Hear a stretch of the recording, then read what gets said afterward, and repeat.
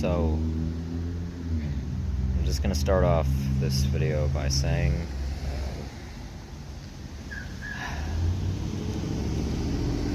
the depression has been hitting very hard recently.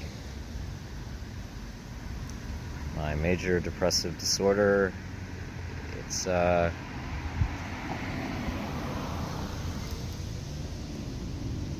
it's been affecting me very intensely recently. And I know why.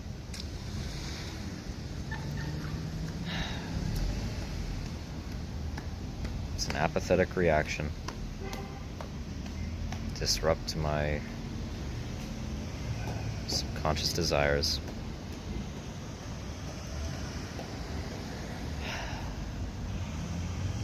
But, well, if you've been keeping up with my most recent videos before this, especially if you saw the ending of the last part of Exploring Montreal, part 10,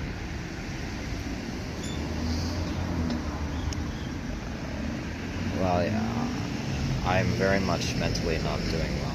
It's,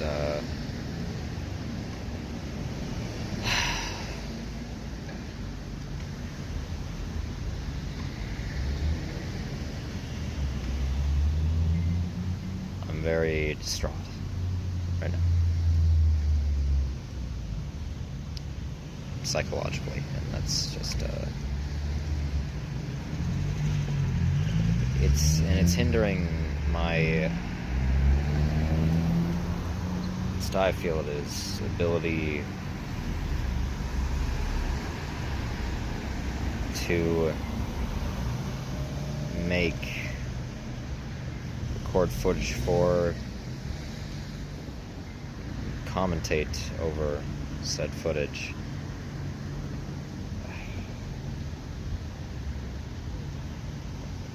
Of these videos.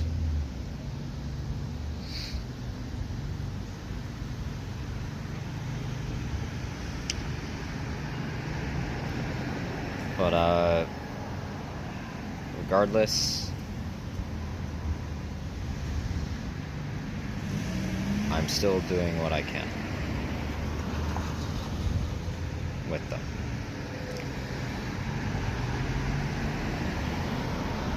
But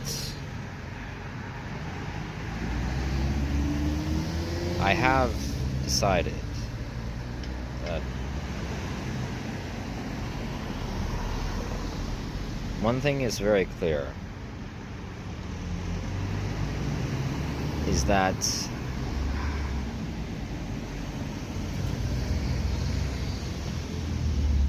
once I get into Longueuil, Quebec City, neighboring Montreal to the east, and then once my time there is up, which hopefully won't be long that I'll be staying there, and I make my way out into the countryside again and hitchhike my way to the cities of St. Hyacinthe, Drummondville, Victoriaville, then to Lévis, and then Quebec City. Well, for the period of time between leaving Longueuil and arriving in Lévis, I am absolutely taking a break from recording videos on YouTube and on Pornhub, because, well, right now I need it. I'll explain more as to why, from my own psychoanalysis, I'm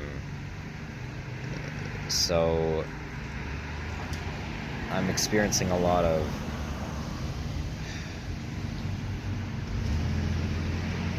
depressive feelings right now in the video I make before leaving Montreal.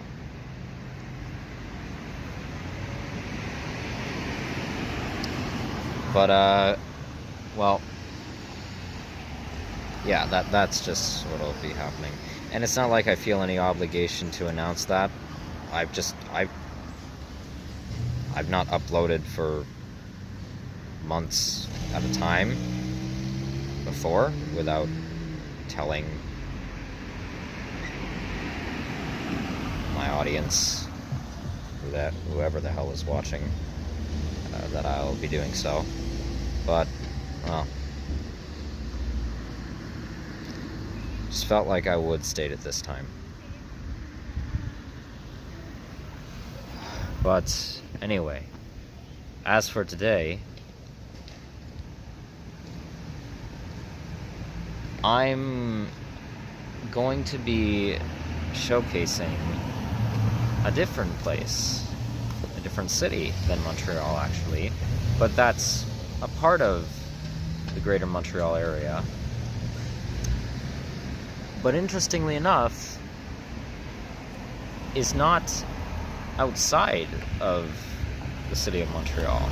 In fact, it's actually landlocked by it.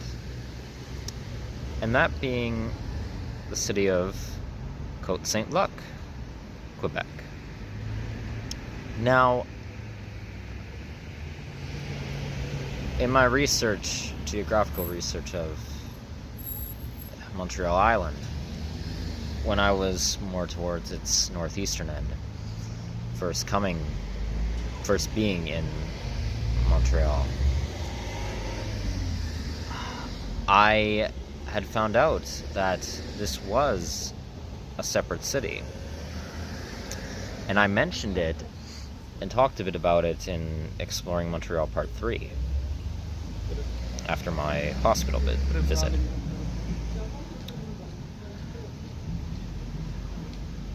And the interesting thing is, it's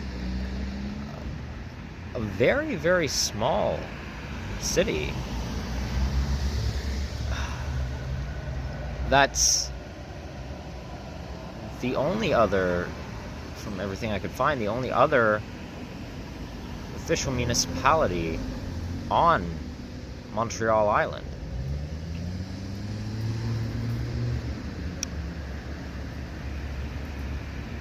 And you might be thinking, well, Cam, lots of cities neighbor each other, so this doesn't seem like that big of a surprise. Well, that's true, yes, but here's the thing. Most cities, especially in the westernized world, and practically from all my geographical research, and especially in regards to major metropolitan areas, most, not even just cities, any other form of municipality, towns, villages, most of them, I say, are not landlocked within a larger municipal area. Most often, that is usually solely in regards to countries, nations, and their international borders, most often for size-wise, in terms of land territory, smaller countries that have been divided because of, well, long-standing histories well, where their borders have been drawn, depending on what populaces have been where, or in relation to conflict, what land has been seized. Or domestically within a country,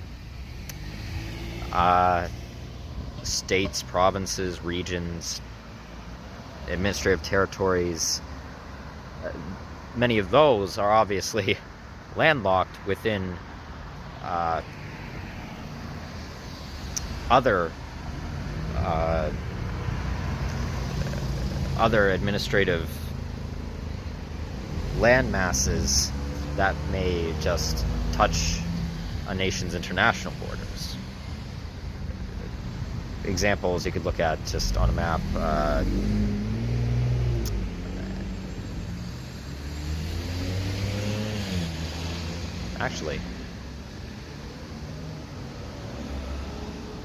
Actually, yeah, I don't think, yeah.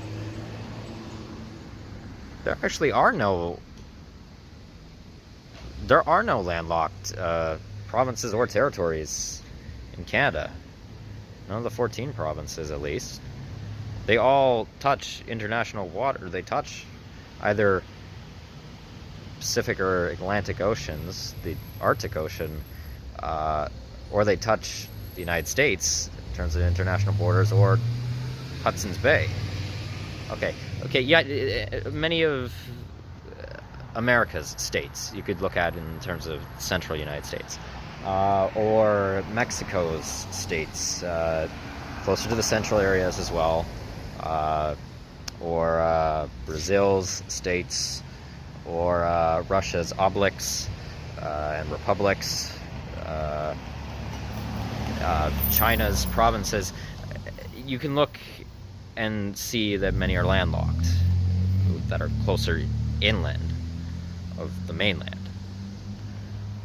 But for municipal areas, most often, ones that border each other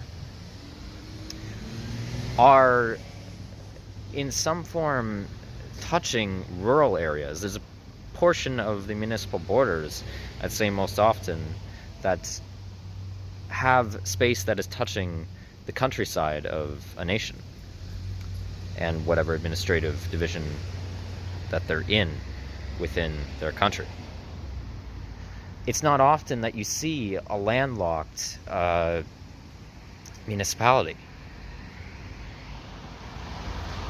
So that's already interesting enough. But what's even more interesting about Côte Saint-Luc is that it's not just landlocked, it also has off-body municipal territory. It has two very small as they are, neighborhoods, you could call them, or one of them a corridor, that are not attached to its mainland, the mainland of the city, one of which I am standing in right now. So, right here, and I'm literally speaking right here, is a street, a portion of street that is a part of Côte Saint-Luc. But literally, right next door is Montreal. And if we go down here as well, let me run. You will see that this portion of the further attached street that's in Côte Saint-Luc ends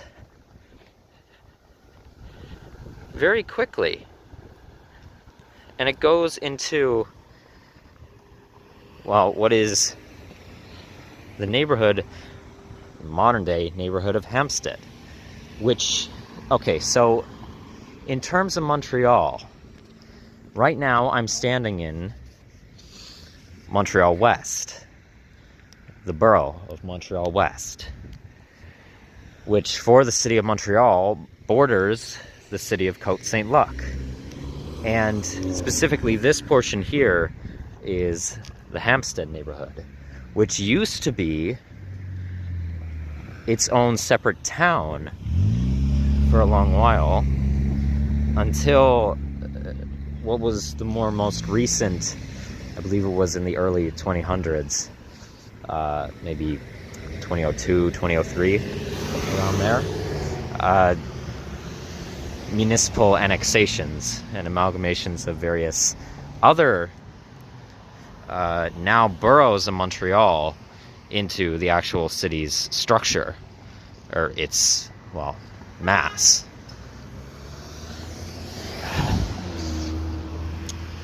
And not only was this its own town, to the north of Mont Royal, the mountain, there's a district called Mont Royal. Not Plateau Mont Royal, just Mont Royal. And it used to be its own separate city as well on the island, apparently. And the same goes for the Dorval borough, which houses Pierre Trudeau International Airport. But again, because of the annexations, they are now counted,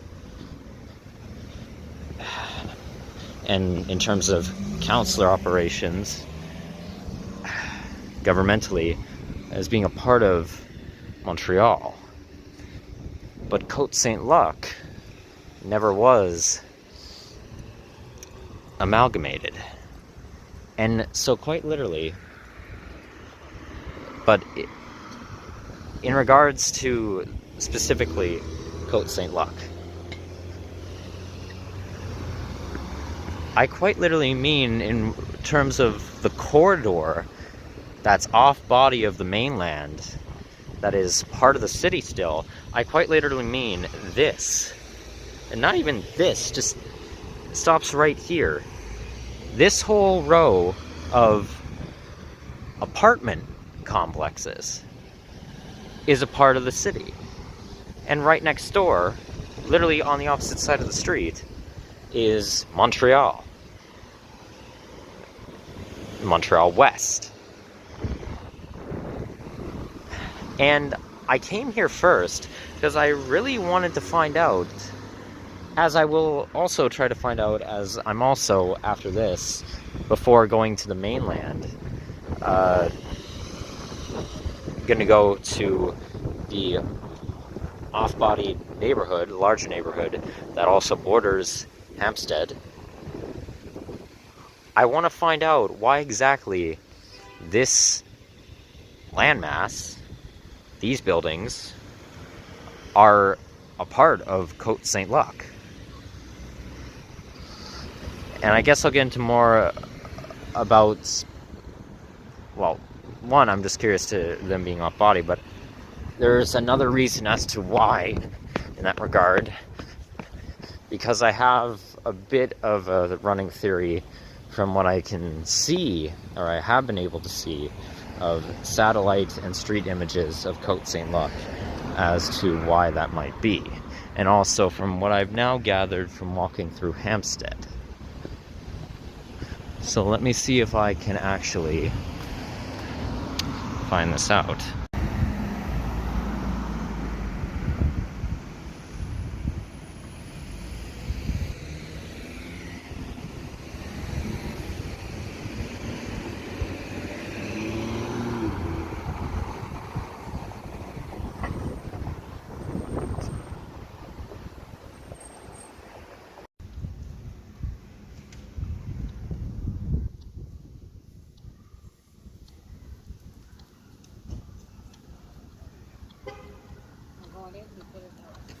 তোমাকে যাকে মেয়ের ছবি পাঠাচ্ছি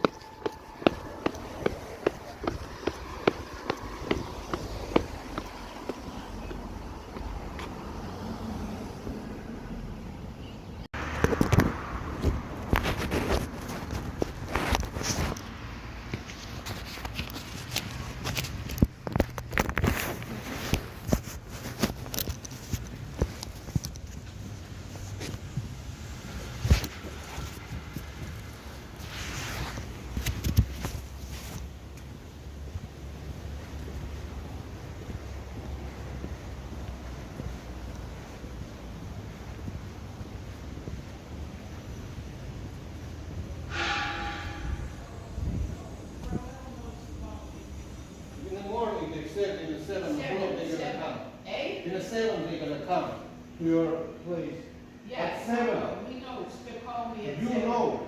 Hey? You know that. Yeah. Okay. Come. Yeah. I mean, today. How can I help you?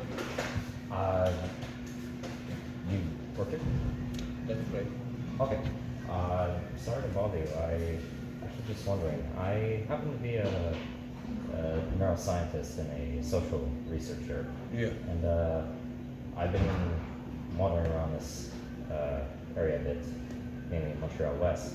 But I noticed on the map that this entire row of apartments is a part of a separate city called Côte.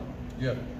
I was just wondering if someone might be able to tell me who works or lives in one of these buildings, a bit more of why that is, why this specific small section is geographically a part of that city and not Montreal. This you can see this road. Oh yeah? Another side, it belongs to Montreal, and this side is Côte Saint-Loup. Oh yes. No, I just meant why exactly it's divided like that. Yeah, it's divided like the city. There's different cities, or there's a Ville Saint-Laurent, also another city, but it's called city. It's a department, you know, like in Montreal. No, yes, I know it's an enclosed city. I'm just wondering about the history as to why this small section is a part of it, if you happen to know, or if anyone. History, I don't really know. Maybe somebody knows. You know, Do you know why it's called our district is Côte Saint-Loup? Was Who what? was it Côte Saint-Loup? What? Our district, why it's called Côte Why it's Saint-Loup? called? I have no idea. And it's the other side of the street is Montreal. Yeah, I told him, but Crazy. I don't know why.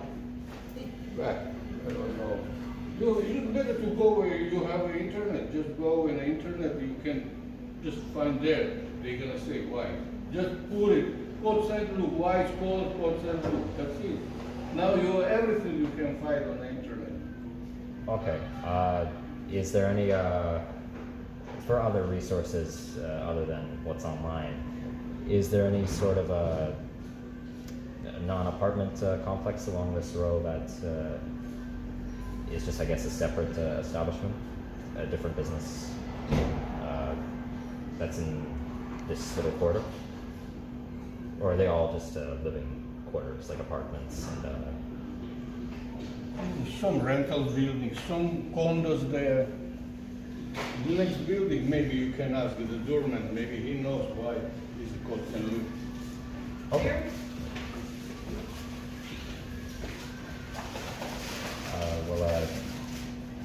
Are you in a rush? Why? You know why it's called Côte Saint-Loup, our district? Yes, it's Côte Saint-Loup. Why it's called, he is a social worker, ask him. Can you answer? Why is every district different names? No. I just happen to be a social researcher. I've been in this area somewhere around Montreal West, mainly. But I So why noticed is it Montreal West and this is Côte Saint-Loup? this tiny corridor, yes, of the city of Côte. I was just This wondering. is Côte Saint-Loup, correct? Oh, Like yeah. it's Montreal West, like it's North, like it's NDG, like it's Saint Laurent. Where do you live? What area? I've mainly been around Plateau Montreal. So then why is it Plateau? Same question. You're asking a question with the question. That's you got to ask the city. There's no specific answer. Okay. Do you know, is there any buildings around here that might be able to provide information about Why is it Côte Saint-Loup? this tiny corridor specifically? Why is it? It's not a tiny quarter, it's That's- all the district. That's a Côte Saint-Loup. question that you're sorry to say, but it's an absurd question. Social worker, not that's an absurd question. Why? Why is the grass green? Why is the sky blue? That's the question you're asking. You got to call the city and ask them why. You understand what I'm saying? It's why is it? Who? It's not us who decided. It's height. It's you know what I'm saying? Oh yes, I wasn't implying that it was your decision. But I know, but I'm saying it's a question that can't answer. No one would know that question because it's like a question, why is the grass green? So you're gonna ask someone, why is the sky blue? That's the same kind of question you're asking. Well, a city is divided by people. So that's why the city is divided by the municipal, so you've got to call the city of the Côte Saint Luc, and they can answer that for you. They would be your best bet. Municipal, Okay. yeah. Like, because nobody would know the question. It's, you live in the plateau, why is it the plateau? Can you answer that? Well, if I knew a bit more of the history, I probably would be able to, but It's the same thing. Why? Not X, not Z, but why? It's the same kind of question you're asking, sorry. okay. That's all Have a right. day. You too. All right, I will try a different building. Thank you for your help. No problem. Thank you. Okay.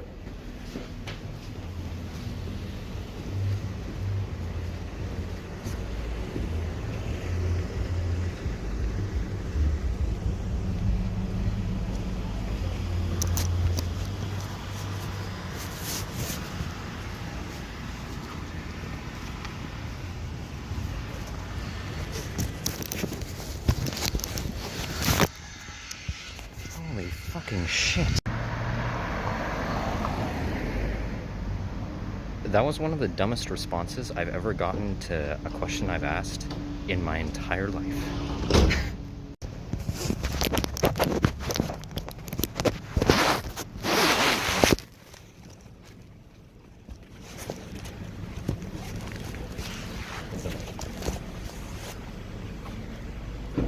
Bonjour. Oh, sorry. Do you need something? Oh, yes. I was actually just wondering. Sorry to bother you. I happen to be a sociological researcher and an analytical neuroscientist. And Two B. Okay. Yeah. Here's the key. Right side. After the elevator, there's a door there. Okay. And I happen to be in the area of Montreal West, the borough, for the last little while. But for geographical location, I noticed that this specific corridor or row of buildings, apartment complexes it seems, is a part of not the city of Montreal, but of Côte Saint Luc. Yeah. I was just wondering, because it's off the mainland of the city, why exactly? I have no idea. No answer. Yeah, sorry. That's all right. Do you know of anywhere around here that might have historical information as to why You it's can divided? call the city. I think the city of Côte Saint Luc. Okay. Yeah. All right. Thank you. You can check the number in the internet. Okay. Okay. Thank you. Okay. Have a nice day. You too.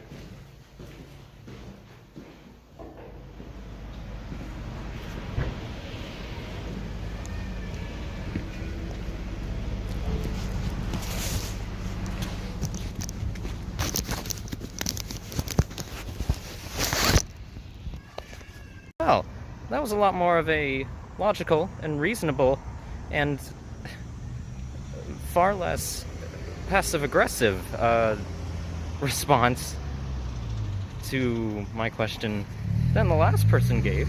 So, that was at least a little better of an interaction.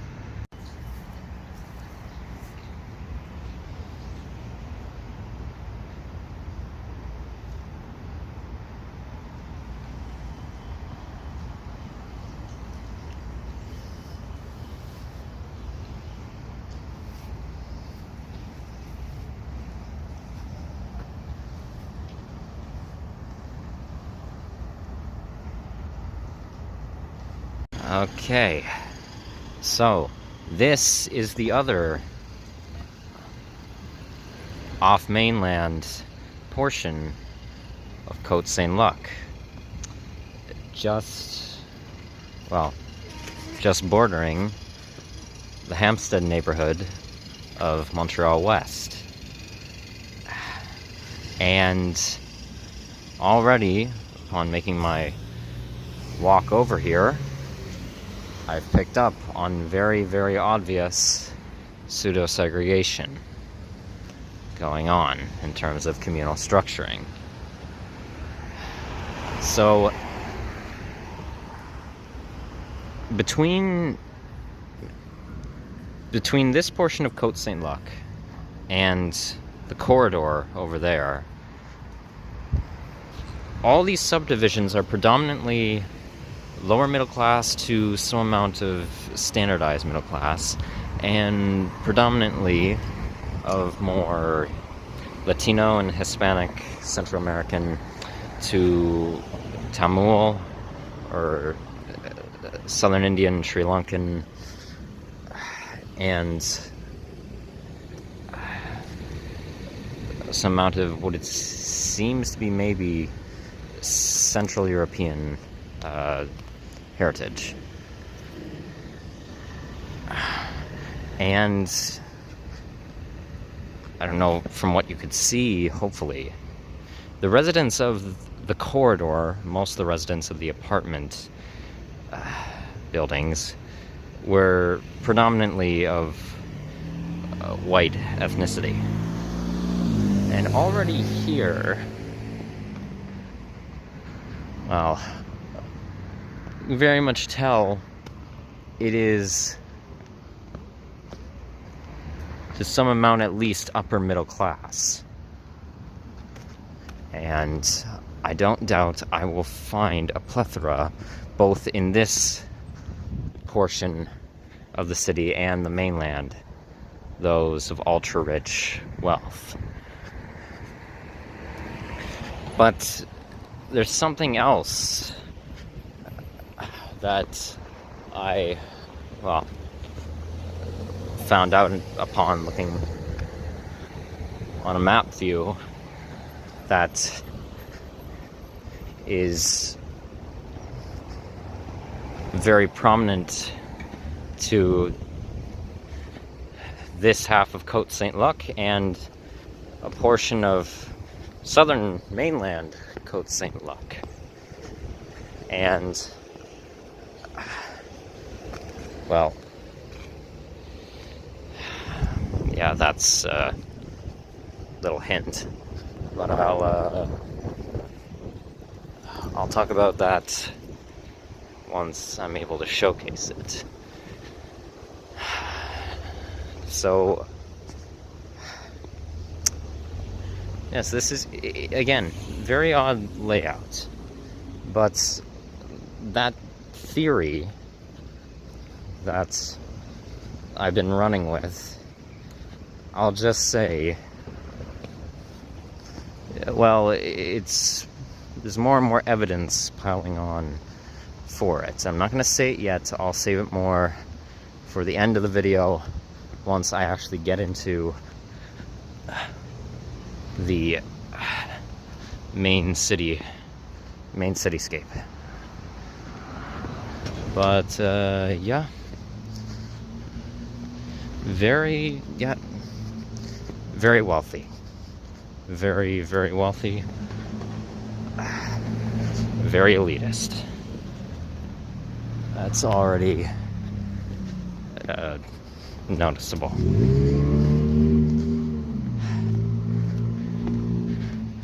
And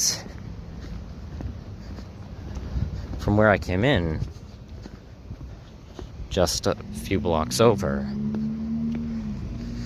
there are two well enough sized parks.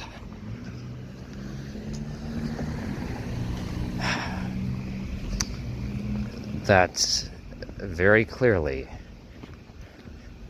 divide that portion of Montreal from this portion of Côte Saint-Luc. Now, this is,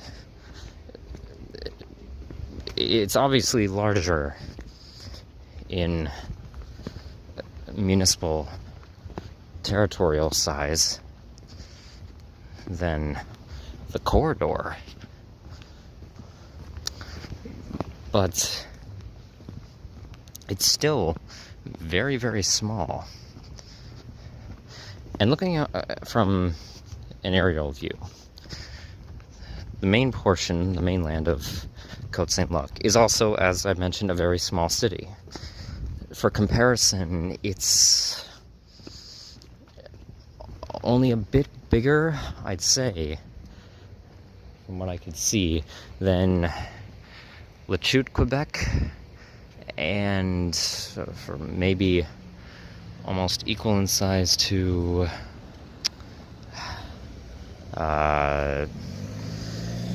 Hawkesbury, Ontario. I think that'd be a good enough comparison. But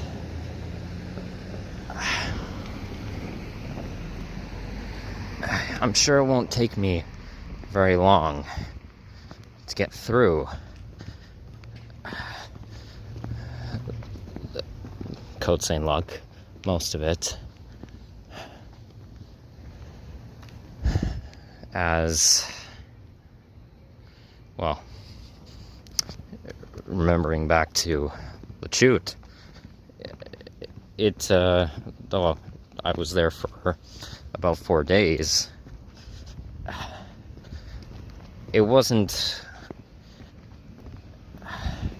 an extensive amount of walking for me to do, at least. If I'm recalling correctly, most of the footage I gathered, well, yeah, actually, I gathered most of the footage in one day. So, well, either way, obviously gonna just try and do that. A similar tactic of filming in this time one evening. But, okay. I'm gonna take another look at the map and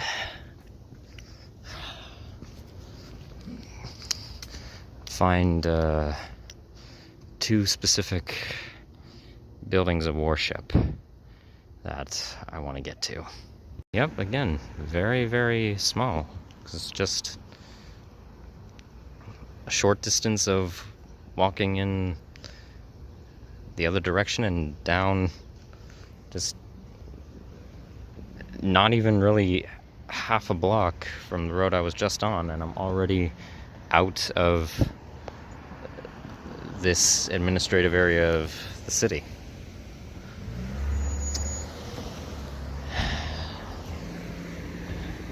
Very interesting. Okay, so, yep, quickly found them. So, this building here and the one next to it, well, actually, 2 buildings over. Oh, sorry, well, 1 building over are Jewish synagogues. And they are situated right at the border between Côte Saint-Luc and Montreal, and are, from what is displayed on the map, municipally a part of the city of Côte Saint-Luc. Now, this to me is a very sad and very frustrating sight to see.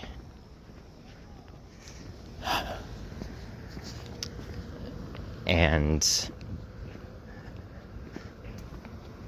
this is a very big problem, especially in accordance with the fact that it seems that, from what I've researched about Côte Saint-Luc, and again looking at where Jewish places of worship are situated in the cities, because there's also, I believe, 2 main ones in the mainland of the city. This spells, well, religious corruption and very much internalized anti-Semitism. And I'll explain more of that once I just get a bit more footage of the inner part of northern off-body Côte Saint-Luc here. But, well, yeah. It's very upsetting. And this right here is sadly very ironic. This is a very, very ironic and performative display. Alright, so I'm just going to state right now what I'm going to talk about is not at all in favor of the blatantly abhorrent prejudice towards those of the Jewish community. I myself have Jewish heritage, mainly European Jewish heritage, but obviously in that regard somewhere down the line Israeli and or Palestinian heritage in there as well, far, far back. But here's the thing. There are many of the rightist, moderate rightist to rising rightist, mainly and especially far rightist, political ideologies, and especially those who gather in internet communities and on various online platforms, who are of lower class to impoverished,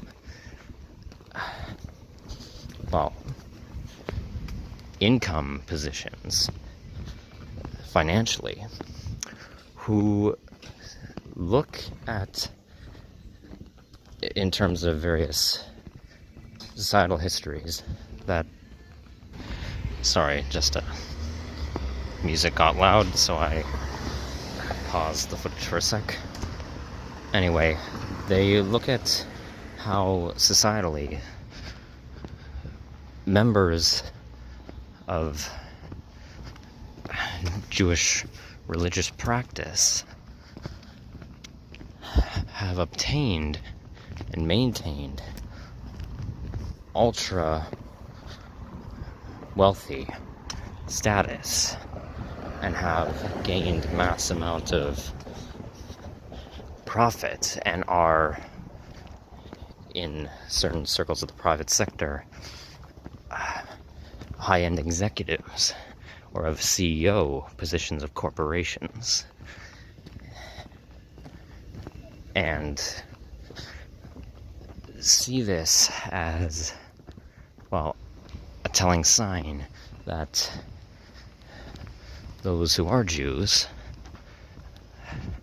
are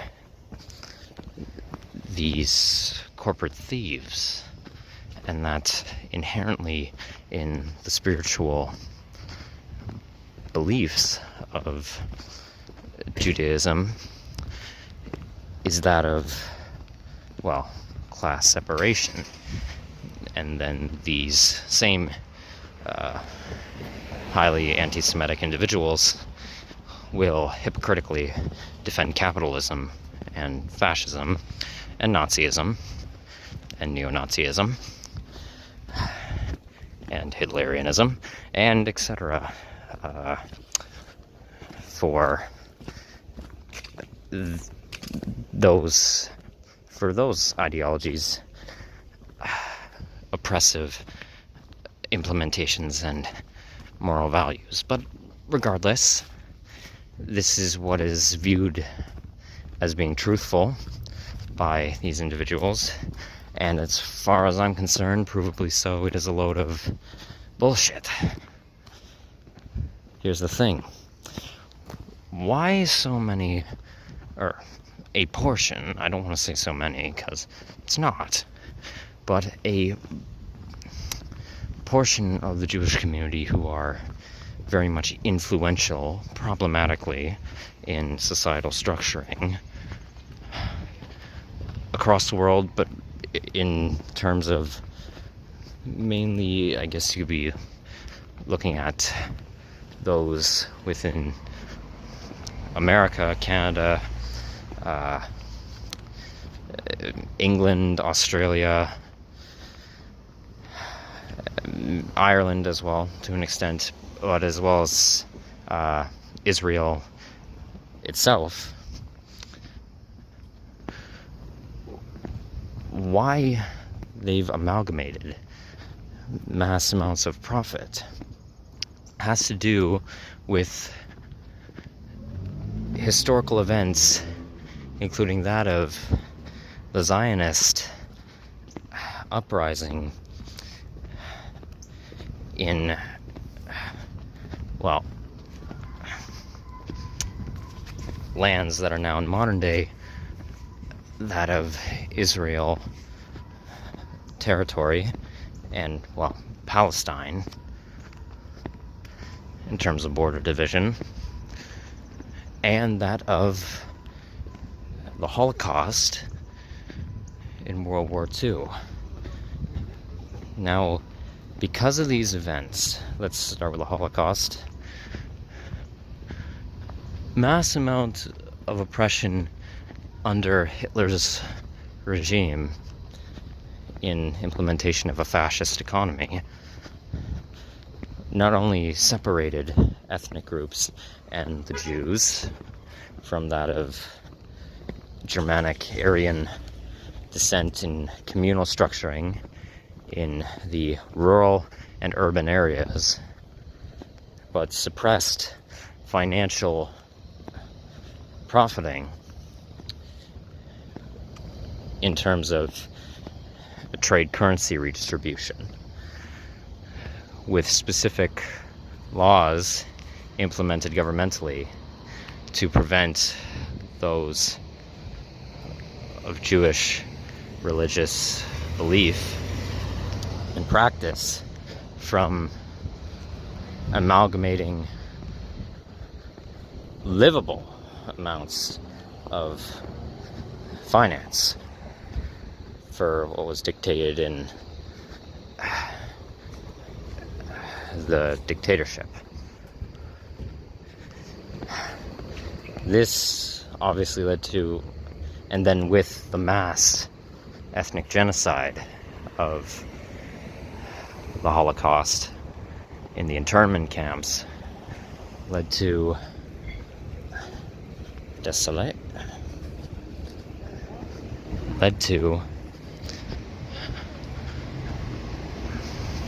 mass cultural influence, generational trauma for the security, or what was seen as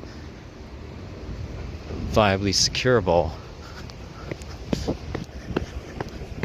means of livelihood. And in terms of the Zionist movement, which I'll just state, I'm against Zionism.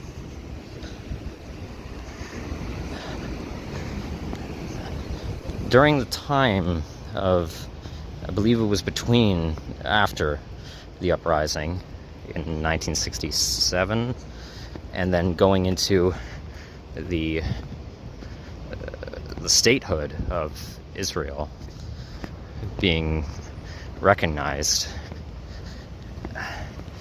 mass westernized influence came about in terms of, well, interference by the CIA, by Canadian foreign espionage, English foreign affairs, and French intelligence, Belgian, German, Norwegian, Swedish, You get the picture. Because of potential economic value in setting up a trade system with the new state of Israel and those who were part of the revolution now becoming governmental leaders. And this took on the influence of capitalism being incorporated into the Israeli economy, which has led to the modern day. Now, in this regard, for those who were corrupted, or further corrupted, were part of part of the Zionist movement. As far as I'm aware, and as far as, well, I'm concerned, completely hypocritical to the very stated values of Judaism and Judeo-Christianity.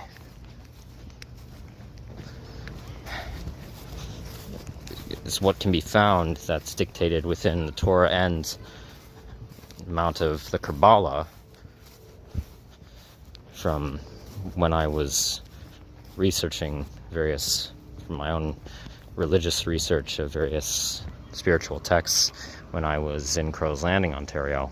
But in regards to, say, the Ten Commandments, or the story of the Ten Commandments specifically, which is highly important to the Jewish ethno-religion.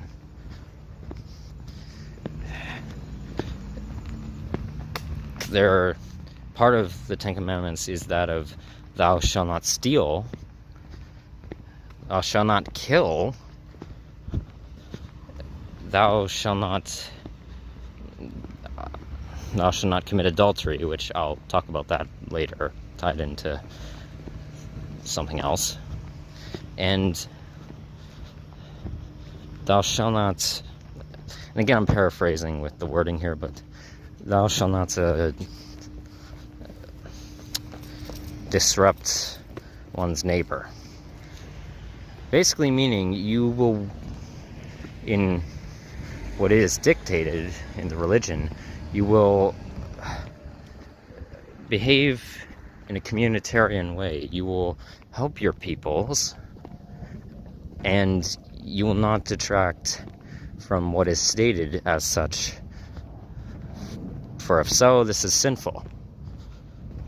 So in this regard, what has become of what has happened with the development of these elitist Jewish factions of ultra-capitalist, neo-fascist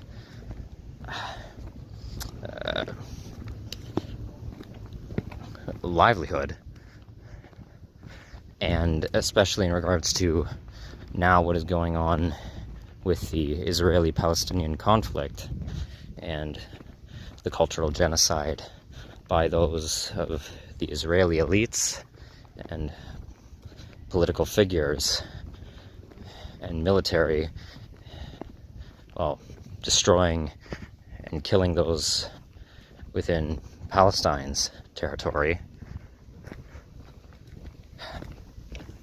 is completely hypocritical to the entirety of what the religion is built on.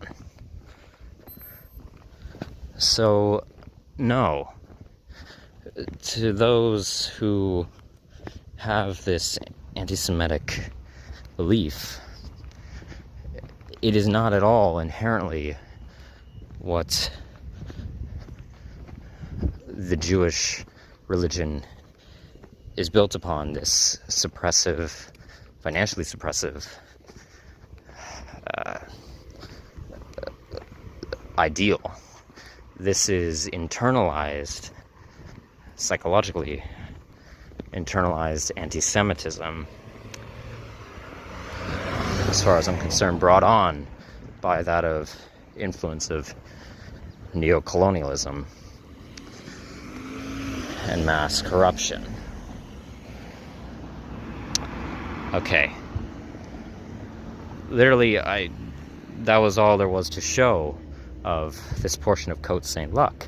So now I will make my way into the mainland, which is, well, it's southwest of here, not too far, and so showcase the main areas of the city.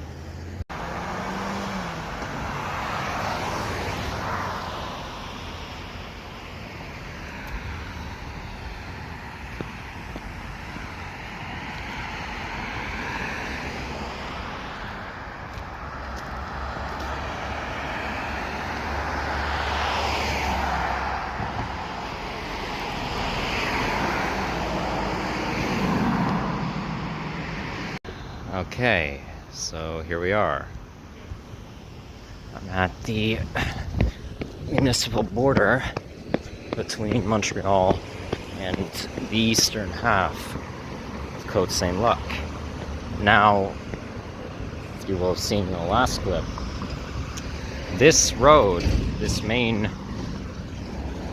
street along here, is called Boulevard Côte Saint-Luc. It's named after the city. And it runs into Montreal West. And,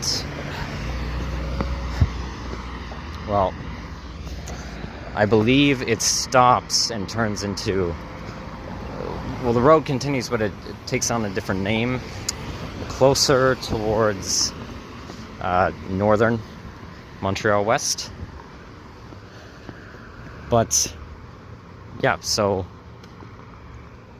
well, I guess, okay, this portion here, I guess, still has some amount of municipal control from Montreal.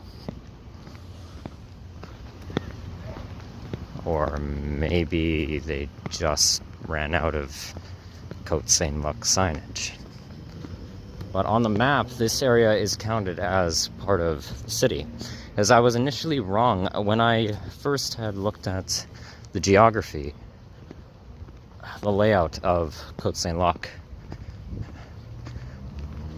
it's entirely encompassed by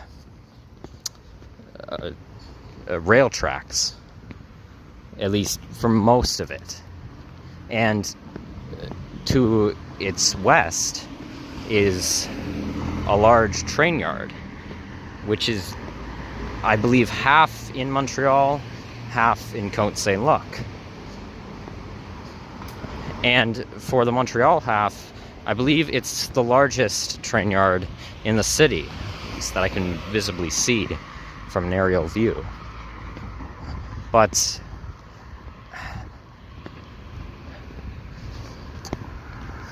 there is, in western Côte Saint-Luc, a station called Saint-Luc Junction, I believe. Or no, Junction Saint-Luc. One of the two. And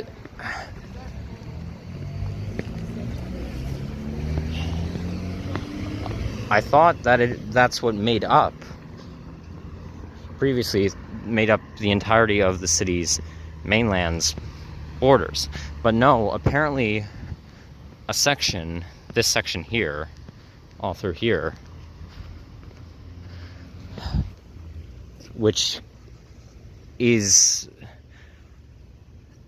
encompassed mainly by, well, it's by four main roads in the shape of more of a rectangle.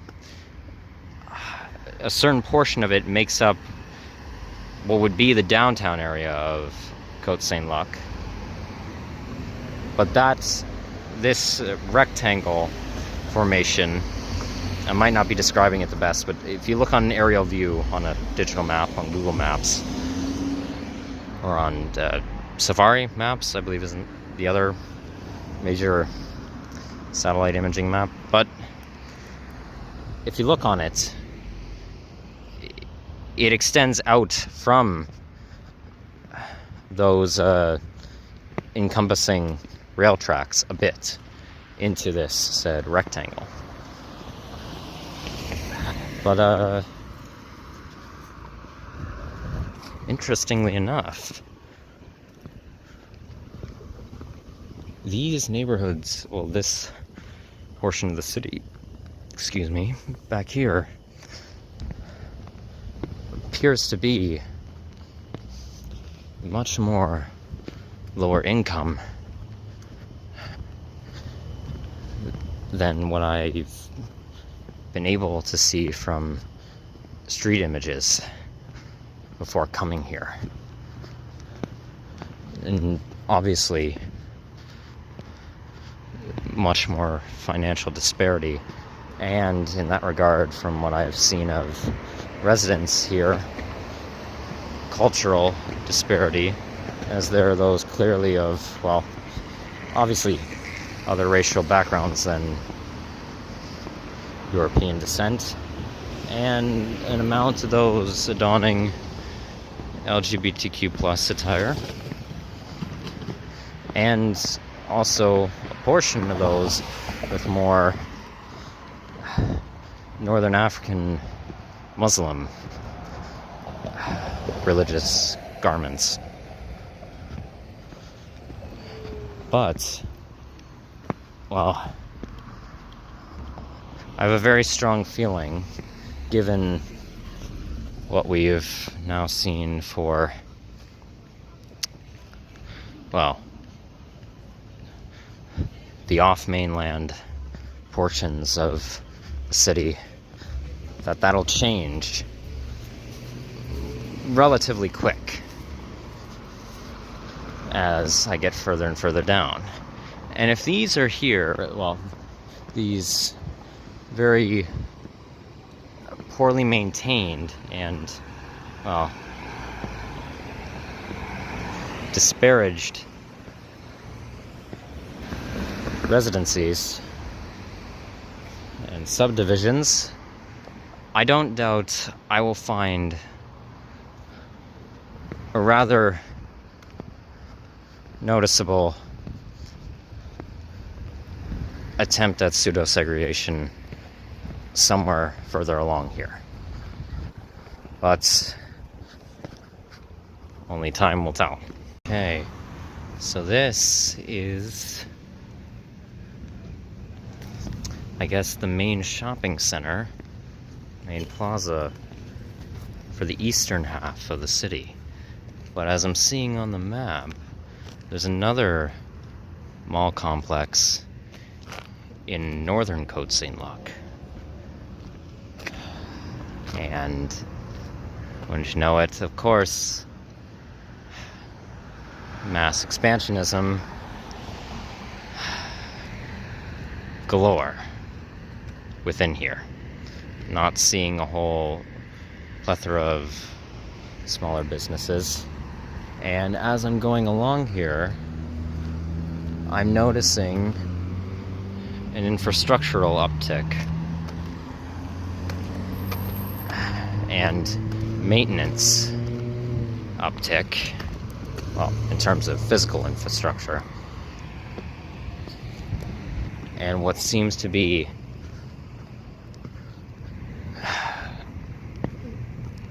the items that are affordable financially to certain members of living spaces along the boulevard as I'm going along.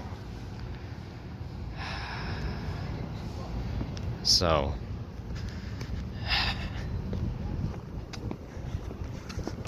this does not look promising for anything that I would consider to be morally competent.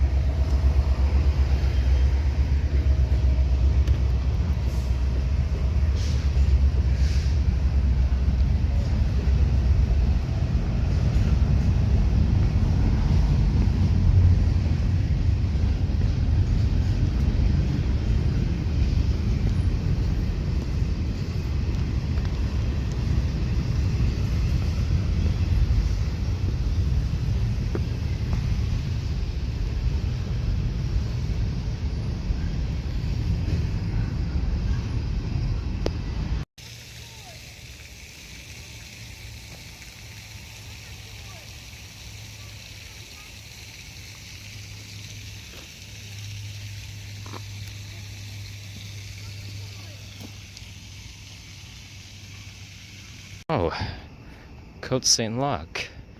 Despite what I'm observing, somewhat of them borrowing and working in conjoinment with Montreal's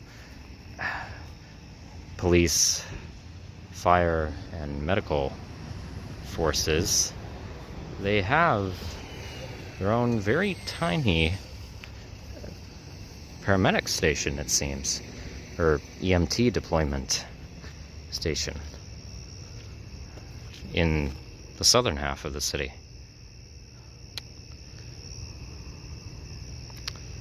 Well, at least I guess they, to some degree, cared about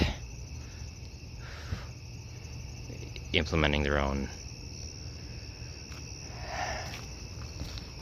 protocols to keep their citizens safe, though I'm against the regulations. So I'm here in Cavendish Mall, which is the main shopping center of northern Côte St. Luc, surrounded by, well, ultra-rich condos and apartments. And I was going to try and explore the area tonight, but you know, I am quite exhausted as of right now. But something interesting just happened. So there's along with the other stores here, there's a cinema here. And some children just came running out of it, speaking standard Canadian English. And they didn't have Quebecian accents either. They actually sounded Southern Ontarian. And they came out, asked if I minded being recorded. I said not at all. And one of them held an empty water bottle to their mouth and said, "Okay, sir, who am I with right now?" Cam Weinstein. If you can name us 20 NFL teams, we'll give you $20. I told them I couldn't even name one. They said, "Do you play any sports, mister?" And I said, I used to play Little League baseball. Can you name us 5 baseball teams? And I said, Minnesota Twins, and that was it. And then, well, actually, here they are now.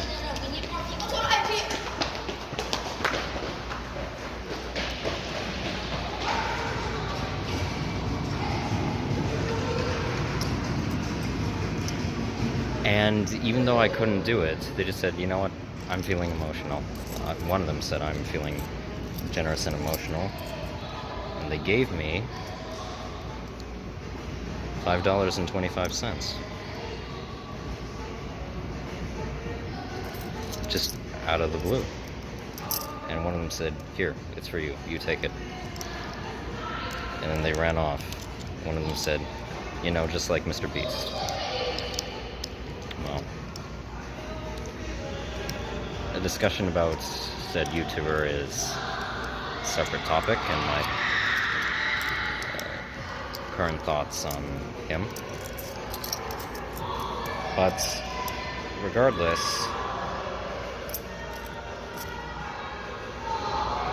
very generous. In fact, actually,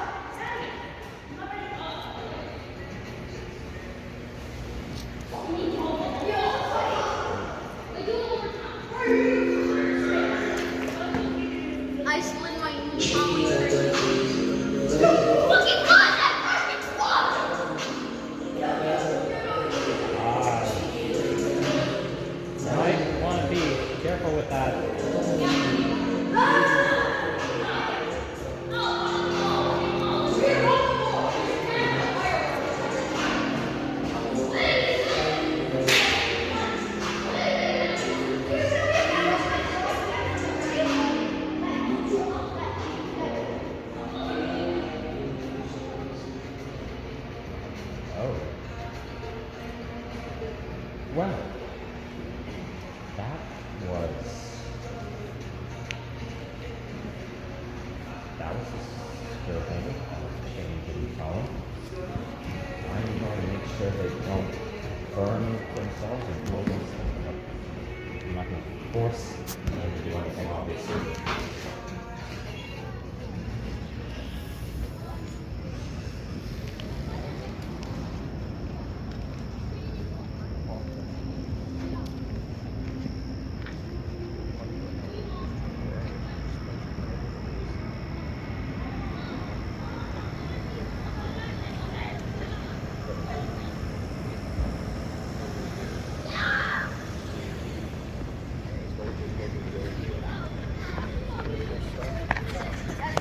That is actually this.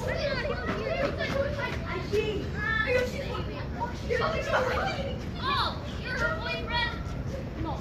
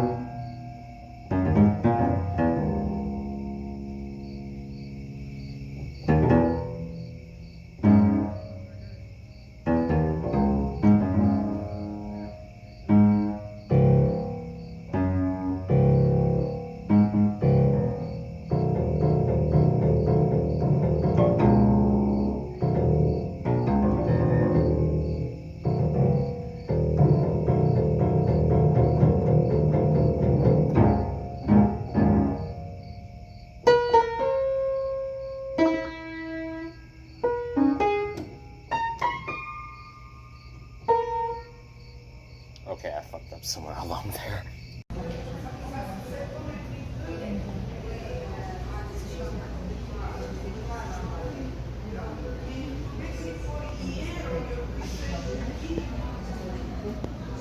So, as I've come to find out, Côte St. Luc does indeed have its own police force. But, well, as you will have noticed from some footage before this, there are members of the MPD that have, well, a station in the city as well. And along with that, well, the Montreal bus transit system operates as it seems Côte St. Luc's only, well, wheeled public transport for the city. So those municipal operations are in joint operation specifically. But I'll talk more about that in a bit. So, had a terrible night. Did not sleep a wink. So, I did not fully anticipate having to spend the night here in the city. And, well, I was ill prepared for it. So, after what happened at the mall, and why I was over there in the first place was just to see about getting something small to eat, because I was getting hungry. Hadn't eaten since the morning, and was also thirsty.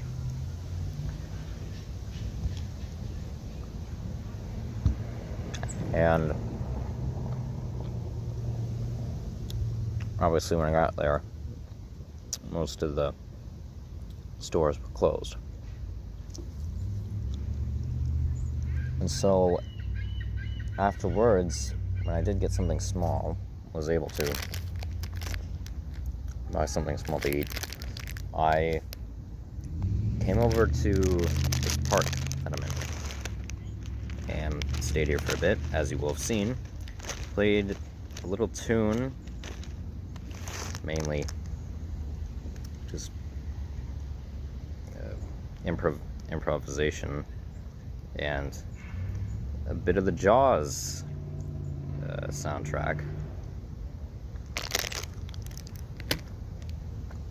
Terribly. Well, I decided to inevitably try sleeping in the park. And, well, temperature dropped, and so it's quite frigid, and I was being eaten alive by mosquitoes, so, yeah, that didn't happen. Not to mention the fact, the CSL PD came cruising through at least 2 times. They didn't harass me, but they stuck around for a bit, just watching. So,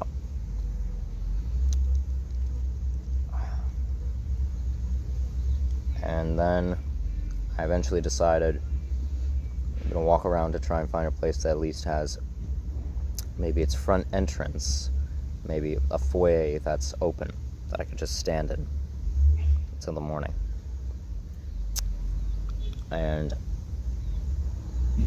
a Scotiabank branch did, so I stayed in there for a bit, and then I made my way back to Eastern Côte St. Luc, try and get something for breakfast. Now, here's the thing. As I've obviously come to notice for inner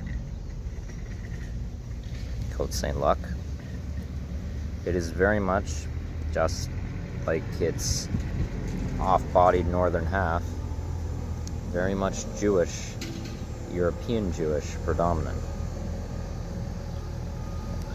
And as I will have said earlier, ultra elitist predominantly, with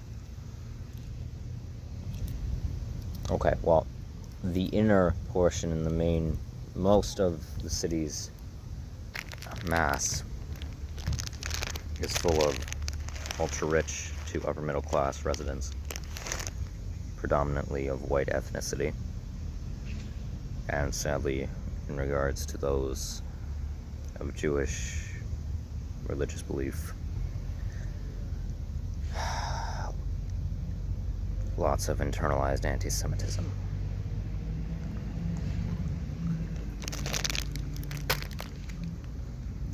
But, as I will show, there is some amount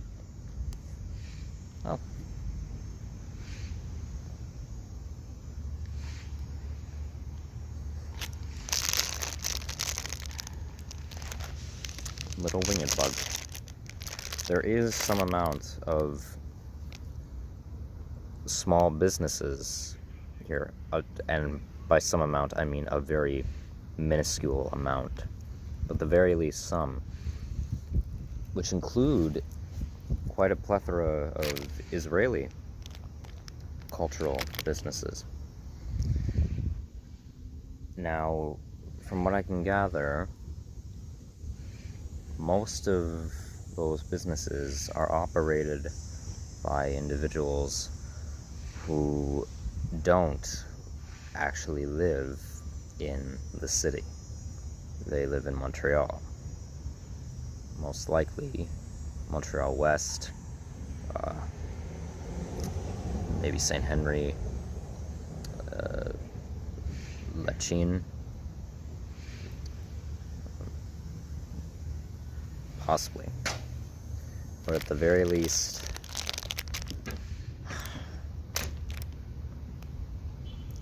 it's something other than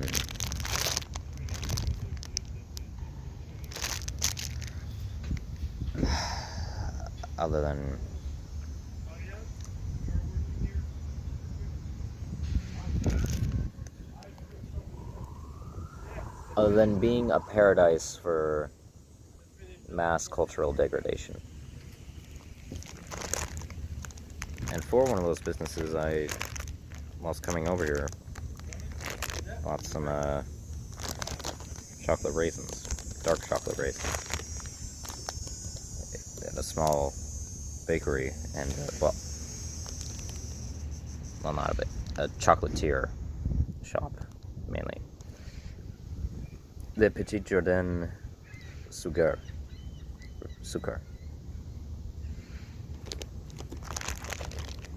So,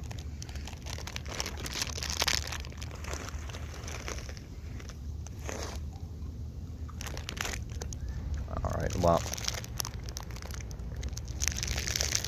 I'm going to try and get a little bit more rest in the park in the day now, and then I'll continue showcasing the city.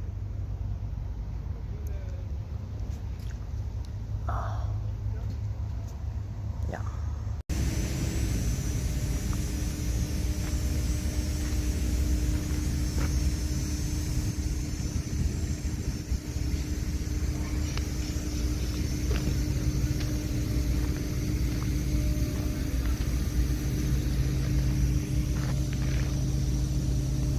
So, if you want immediate and very blatant proof of how lavish.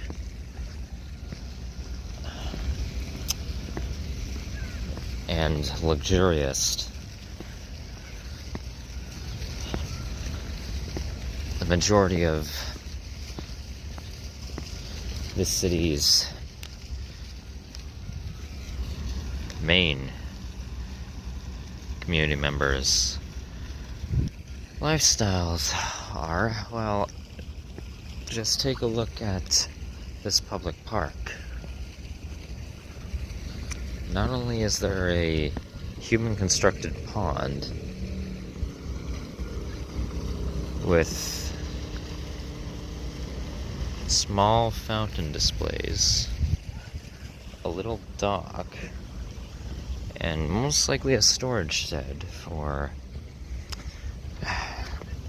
some amount of, I don't know, small boating equipment, maybe paddle boats for residents to use during the earlier summer season. But also having a playset that admittedly is well designed, but in that regard has a lot more structurally well-maintained material and literal weather protection than practically any park you would see in the lower income communities, standardized middle class suburbs, Montreal. In fact, as far as I'm concerned, the only things that are authentic here in terms of, well, communal environmental structuring are the ducks and geese. Let's give this one more try.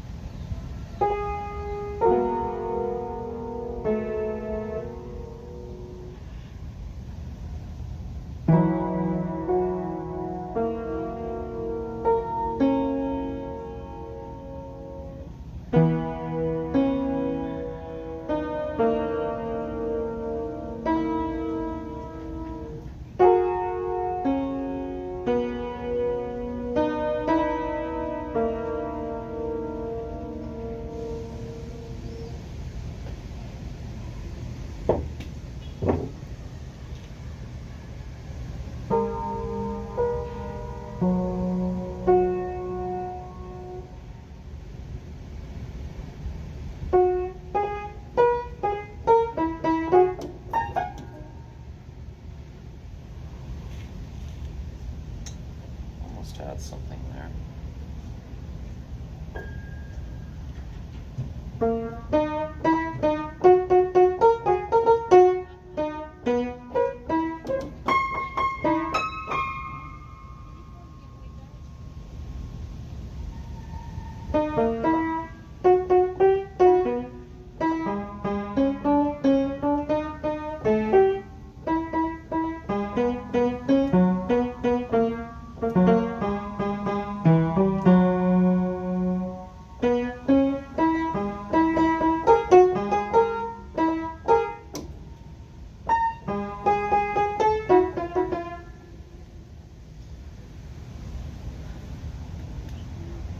Cruel Angel's Thesis from Evangelion Neon Genesis. Again, a half-assed version of it.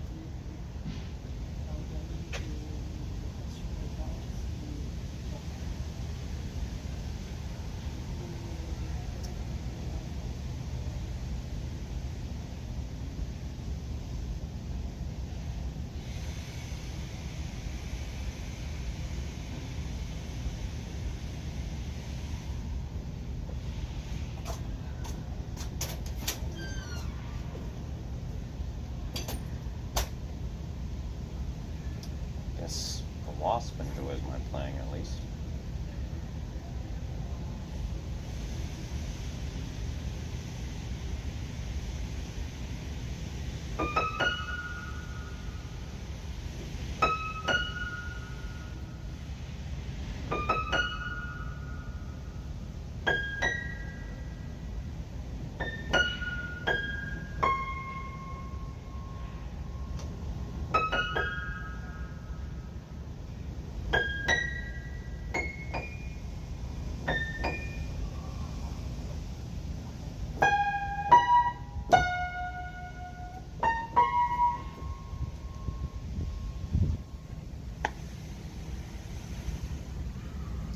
I guess I was attempting the opening soundtrack from Nausicaa, the Valley of the Wind there, but that didn't go anywhere.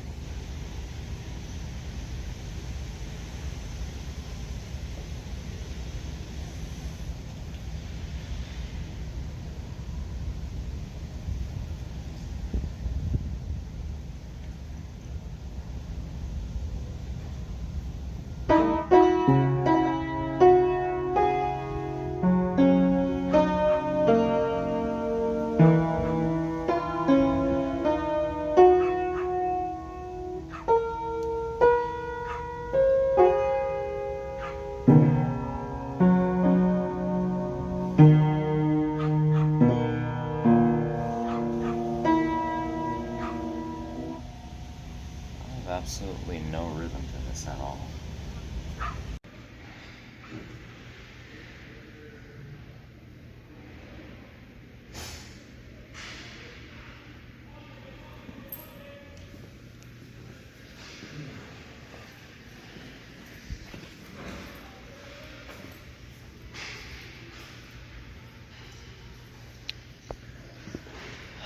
Wow. Definitely not a person completely obsessed with their self-image and grandiosity. Alright. So now we're entering northern Côte Saint-Luc. And another interesting thing that I've picked up on since being here, staying here overnight, is that not only is the area predominantly European Jewish populated and of predominant white culture, but also the city is predominantly English speaking, not Quebecois French speaking.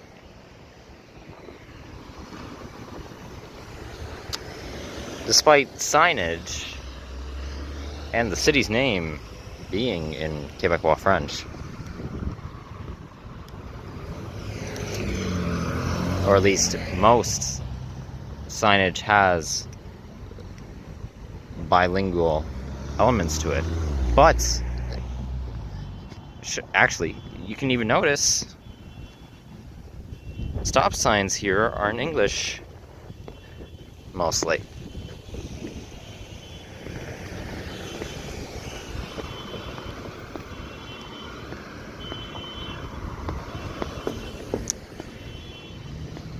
And in that, I've also been picking up on a lot of seemingly American accents, specifically more so those of New Yorker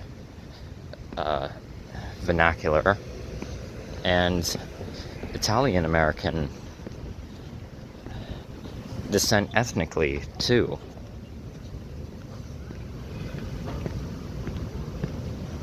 So, this city is very much, well, despite being predominantly white, it's predominantly non-Quebecois.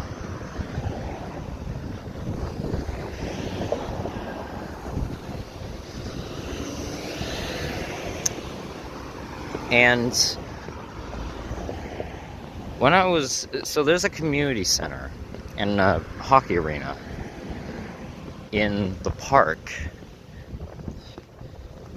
that I was in. And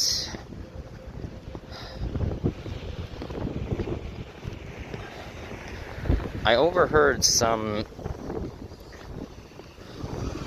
municipal care maintenance workers talking.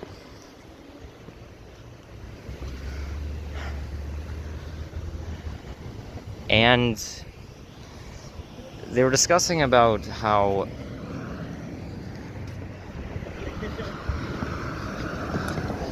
they felt as if sorry.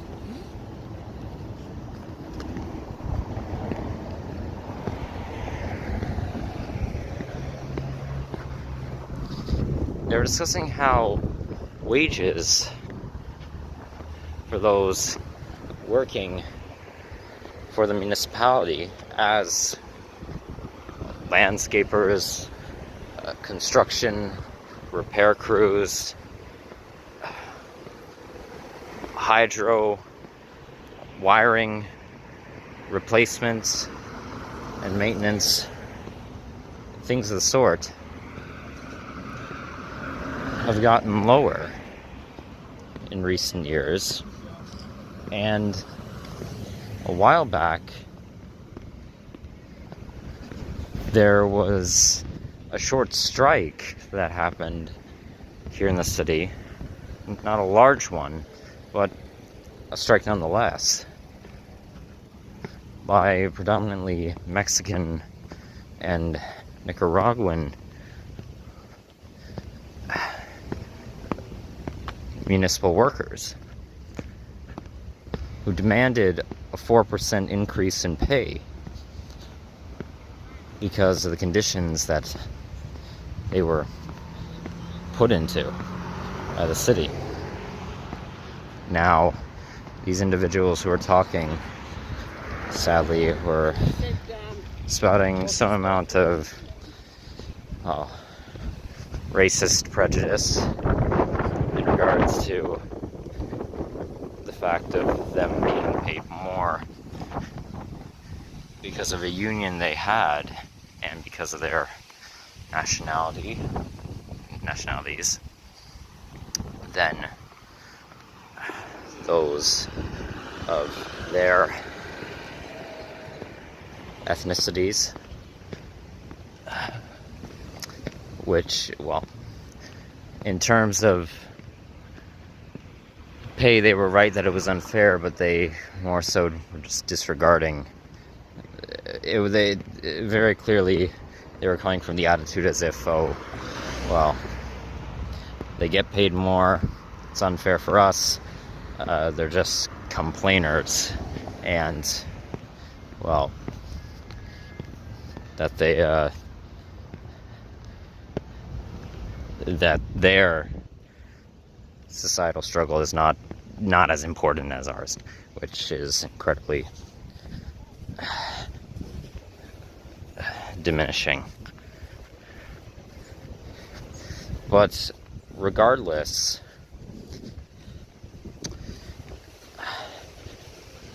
they're talking about the lackluster pay, especially during recent economic inflation. Cutbacks that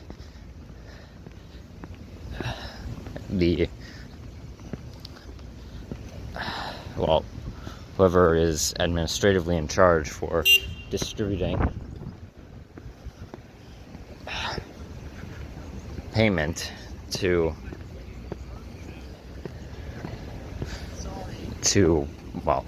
care workers for the city in terms of communal services, environmental protection ministry.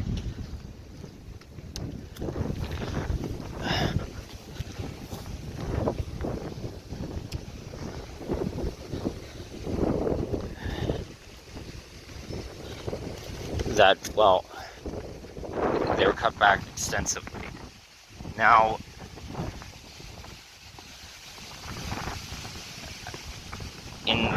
on top of that, I've also picked up that most of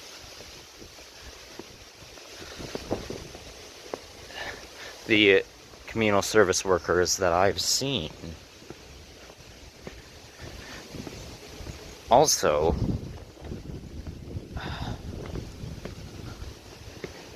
don't, on top of them being subjugated with low pay wages, they also don't live in Côte Saint-Luc. They seem to mostly live in Montreal, as well, similar to the handful of small business owners that have stores or restaurants here in the city.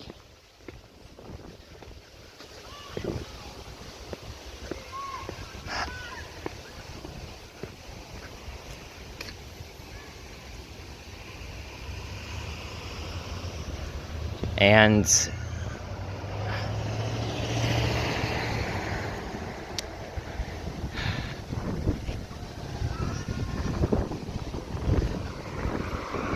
it's very clear to me, from now having gone back and forth between the inner city and the eastern half on the opposite side of the rail tracks, that said train tracks are clearly used for division, as most of the residents on the eastern half of Côte Saint-Luc, as shown earlier, are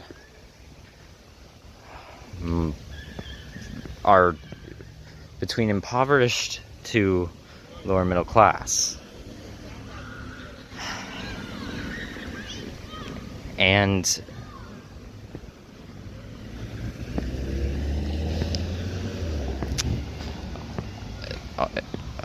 the living spaces for them are in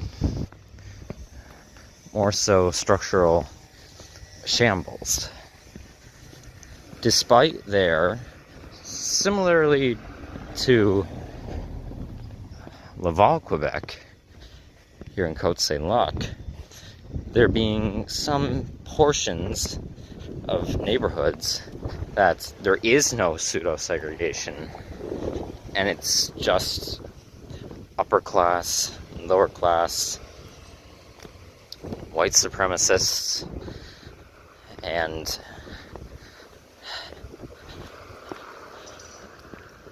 other ethnic groups, those of heteronormative presentation and cisgenderism, next to those that have LGBT influence in presentation socially.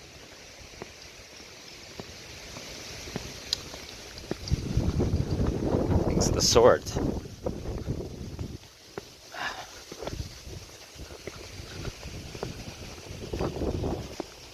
But it's very little.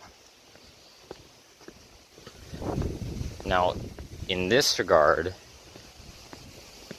might be because they just didn't have enough room in terms of the development corporations for where to build up and then advertise to upper class individuals. Regardless, it's still disgusting.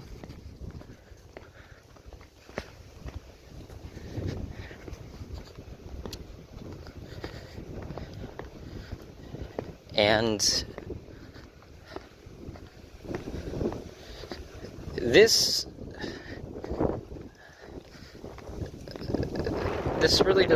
really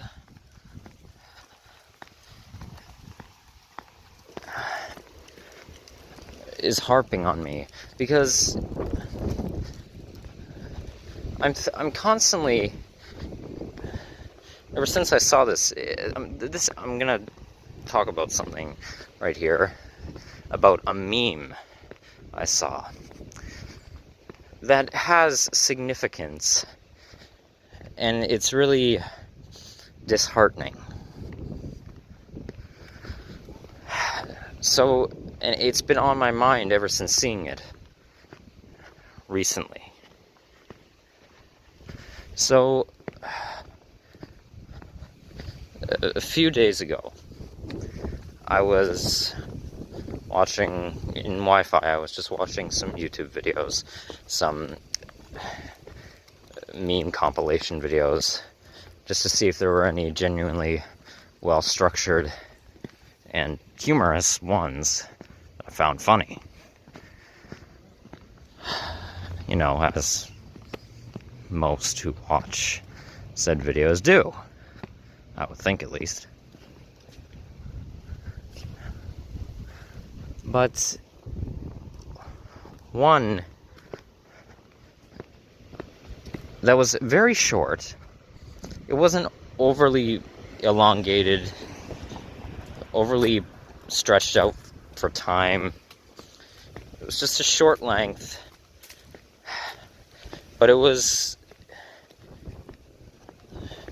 the most ideologically infuriating thing I've seen recently. It was, I don't know the artist's name. I think they'd be regarded as a one-hit wonder. I don't like the term in terms of, well, an artist's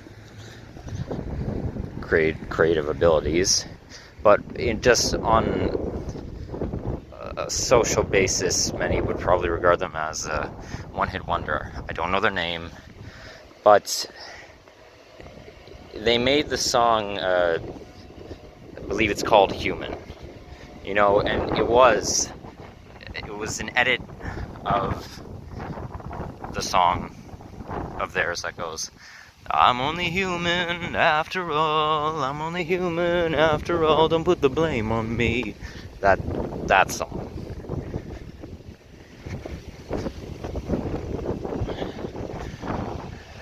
And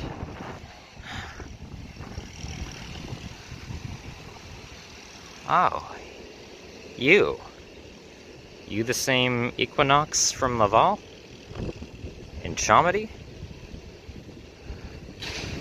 I would not be surprised.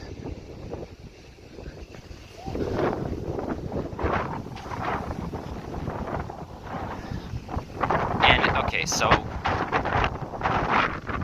it was an edit of that song.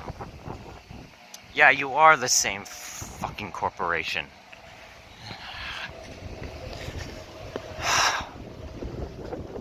Damn it.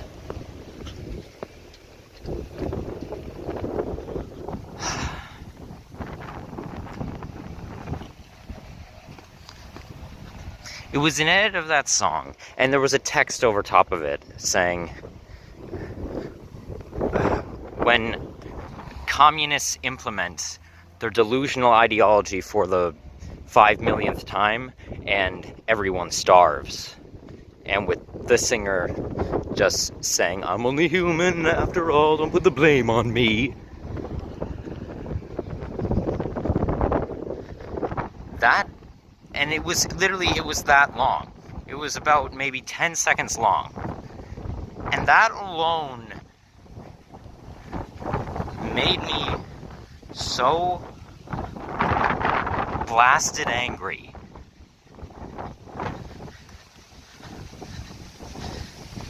And I think for any of you with any shrivelous bit of intelligence, as far as I'm concerned, can figure out why. And also, just if you by this point know my current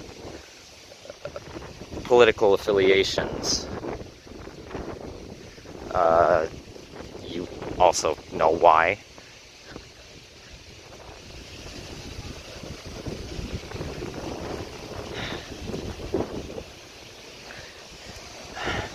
But so, you may be thinking, oh Cam, well it's just some stupid right-wing edgelord on the internet making a meme like this.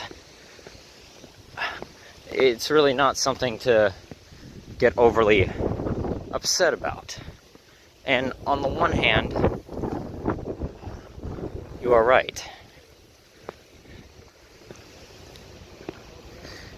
But on the other hand, on just a basis of, in terms of a sociological examination, it makes me infuriated. Because the sad reality is, most people, all across various demographics, and all those of said demographics, part of the working class demographic, the proletariat, there are so many people, because of the mass influence of these monopolistic morons who have complete global control over societal functioning, complete control over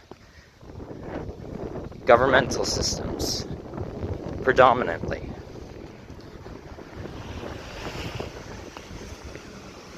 And indoctrinate the youth through mass propaganda in journalism, entertainment, the educational systems of the world, with completely incorrect representations of leftist ideology, even those of, and in many regards, that of far leftist ideology, which I do not agree with.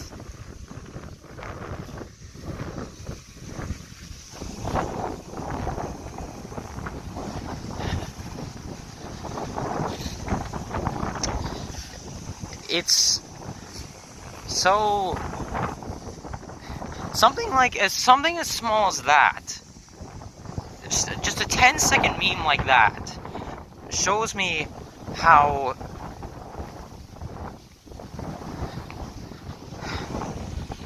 sadly delusional people like that actually are, for the most part. Now, I do believe that you can come to adhering to morally deplorable philosophies and ideals based on critical thought, sadly coming to poor conclusions. And because of just mere indoctrination with no completely present psychological disorder, someone who does behave in overall pro-socializing manners, but is persuaded by the toxic social environments they're set in to engage in this nonsense. But for the most part, it is because of the traumatization, the belief in these rightist ideals. And sadly as well, that goes for those of the far left as well. And the centrist values and ideals.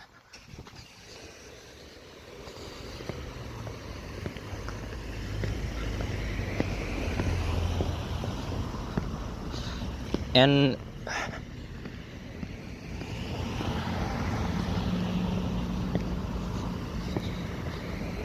we know, okay, to debunk that meme, one, the communist ideology, and even the implementations of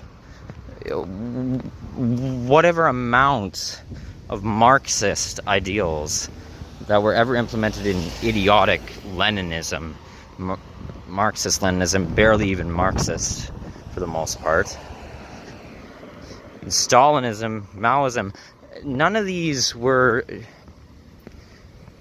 at all genuine collectivist ideologies, because they had mass cognitive dissonances and massively hypocritical implementations. Vladimir Lenin, let me talk about him personally, my thoughts on him. Vladimir Lenin, psychologically, with the personality disorders he had, was an egotist and a narcissist who had a savior complex mental condition for the Russian people group. And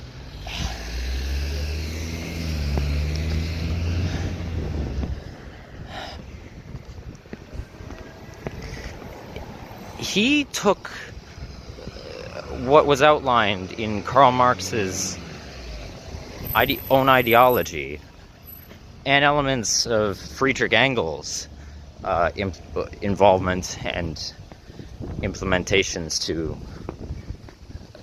the Communist Manifesto. And he created his own ideals out of it,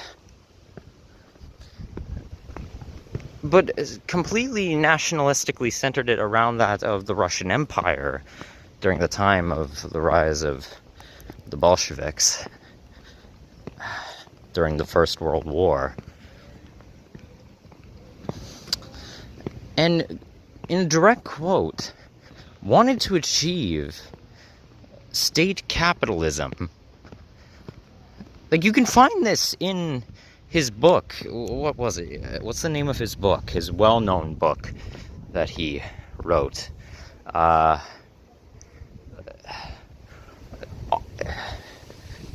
Praise for the Dictatorship of the Proletariat? I think that's what his book is. His, very well-known literature work.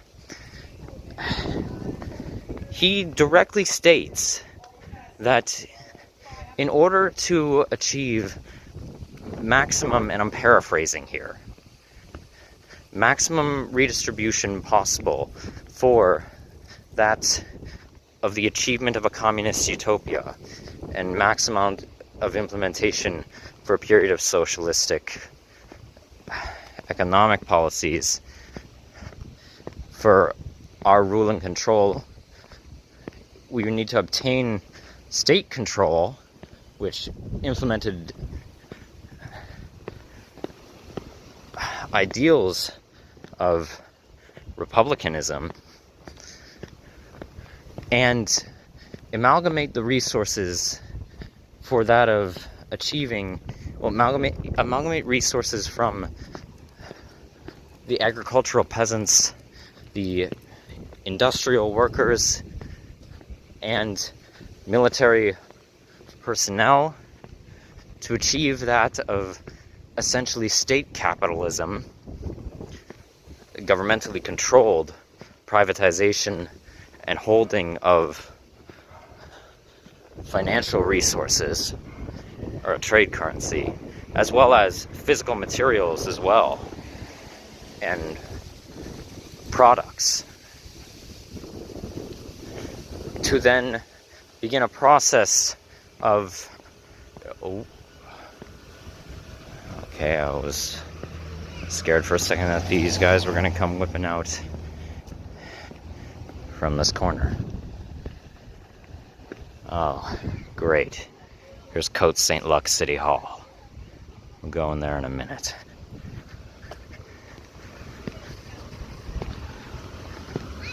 To achieve, eventually,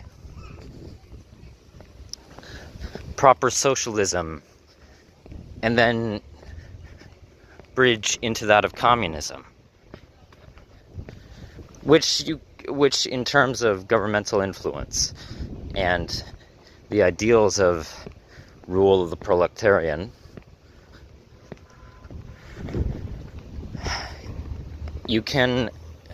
there's definitely obviously the influence of Marxist values.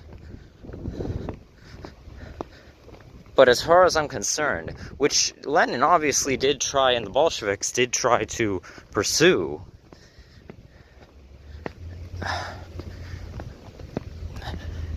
is completely contradicting to the ideals of collectivism, which is, and in that regard, part of the leftist ideologies of Marxism and Egalitarianism, and the ideas of socialism and communism. So it wasn't even proper implementations of the ideologies that were outlined. And he set up a one-party dictatorship with him at the helm, not realizing the repercussions of that, of who would be his predecessors. His predecessor.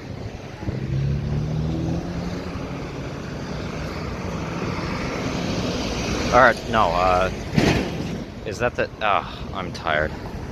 His proceeding ruler for the Soviet Union, Joseph Stalin. And Stalinism, let's get into the starvation aspect of this, of the Soviet Union, or more specifically, Soviet Ukraine. Stalinism was a pseudo-capitalist, proto-fascist aristocracy that he set up, with him and many of his officials at the helms of basically being political elites, with a small livable amount distributed to those of the rest of societal functioning. And it also being a complete totalitarian dictatorship, the Soviet Union, under his rule. But in terms of the mass starvation, that was not the fault of collectivism.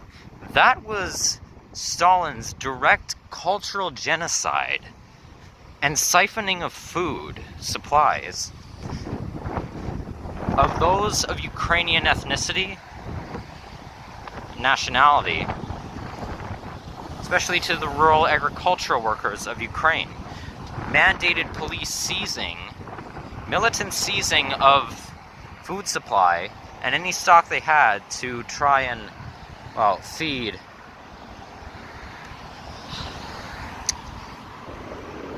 distribute whatever he cared to distribute to Russian, Georgian, Kazakh, Uzbek, Latvian, etc. populace, which even then there was also mass, and even under Leninism and Lenin's rule, mass racial annihilation and cultural degradation and massive LGBTQ plus expulsion and oppression. You're here as well too, Takir. Great.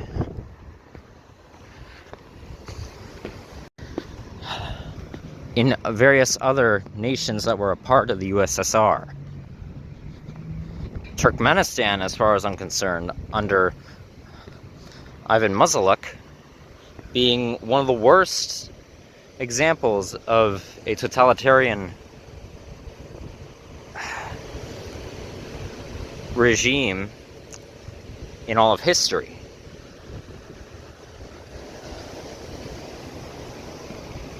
So that was the work of Stalin's direct seizing of food supply. It was murder on the Ukrainian people. And to deny that, as far as I'm concerned, is highly nationalist. Incredibly racist.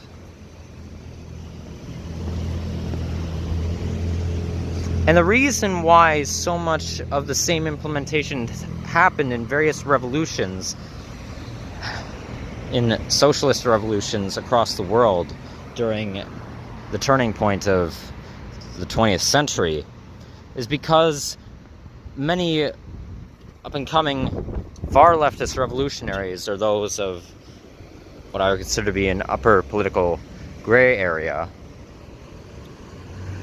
saw the Russian Revolution as, and with that, Marxist-Leninist ideology as being a means that worked. It seemed like it had gotten itself implemented, at the very least, and worked.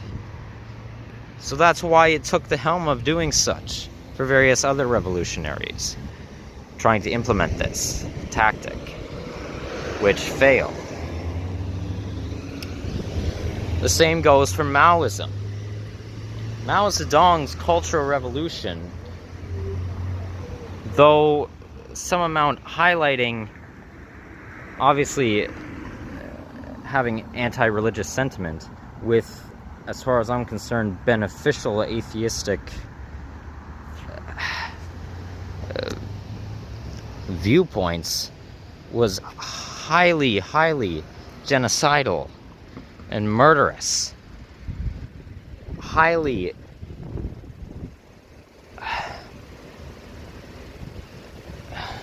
well, Mao Zedong was a manic sociopath and a histrionic who cared about his political image as well.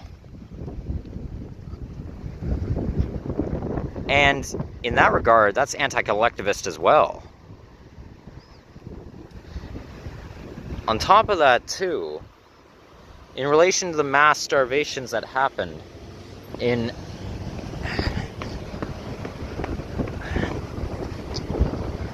China during the Great Leap Forward, the mass Chinese famine, that was once again because of food siphoning. In his ideal attempt at industrializing, which was also a terrible idea as far as I'm concerned for, well, environmental protection, industrializing the China's cities, especially on the coastal regions. He sent various amounts of his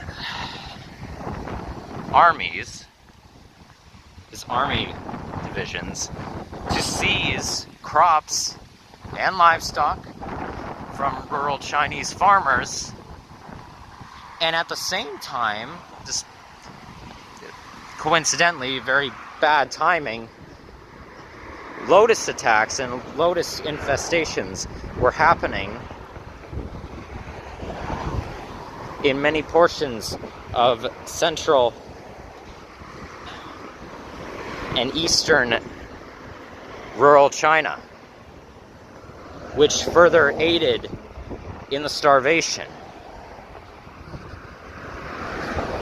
She did?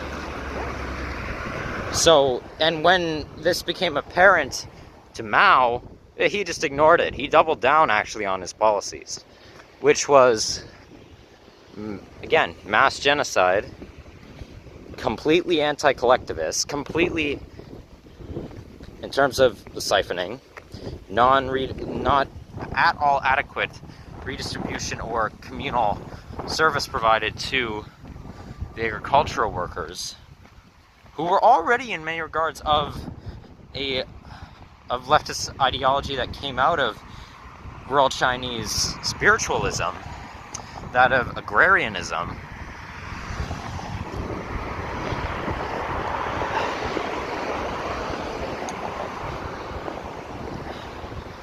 Well, it was completely anti-socialist.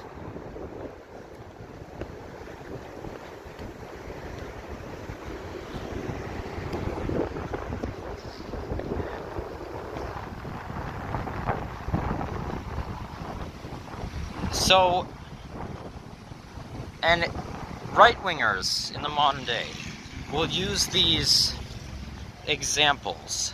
They will not have any of the genuine facts for how it actually happened. They will dilute it and just say, well, look, this happened because they tried to implement communism. Look at this happened. They don't actually bother to look at how this happened. The fact that it wasn't even remotely proper implementation of Marxist, technically, socialist, communist, collectivist, or even really utilitarian ideology in a leftist sense. And they'll just say, this is why capitalism works. Because at the very least, we're not starving. Actually, yeah, we are. Fucking look at half the lower classes. Struggling to afford genuine food items that aren't highly processed by mega corporate factories. They sell at cheap prices because they've been able to monopolize a mass amount of stock.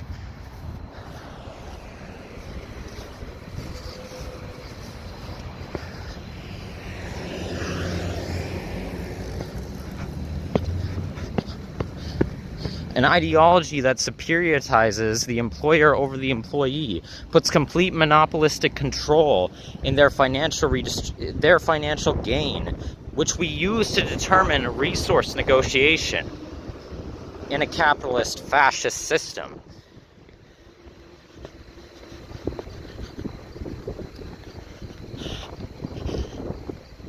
So, no. As far as I'm concerned, you people's ideology, oh God, my words are not good today.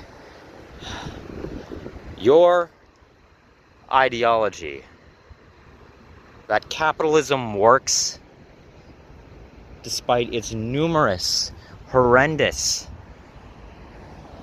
moral ideals,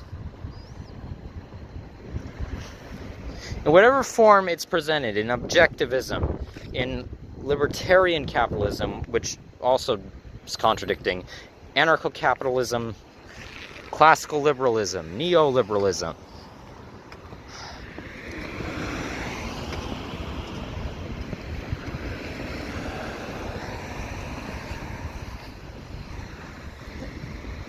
Your ideologies are delusional.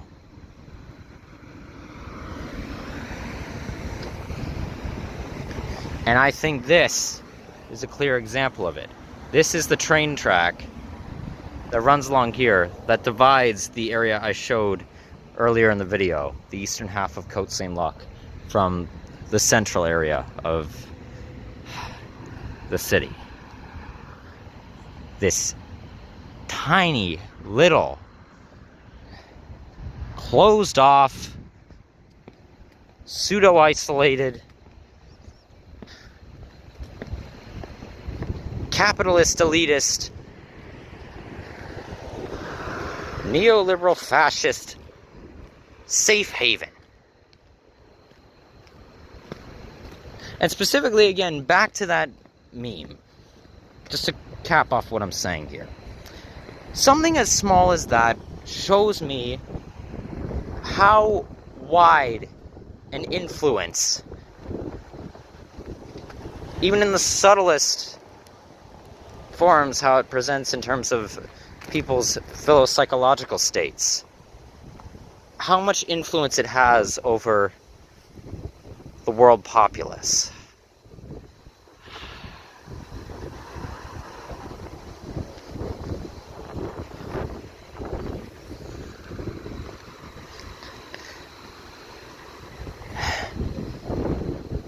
And it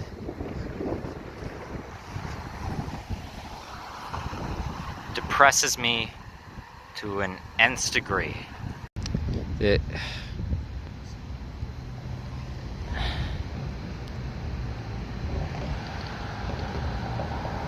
really is just fucking unbelievable. Alright. Let's go in this wretched place and get this over with. Trying to find out. Maybe just get a shrivelous bit more confirmation to the theory that I'm running with.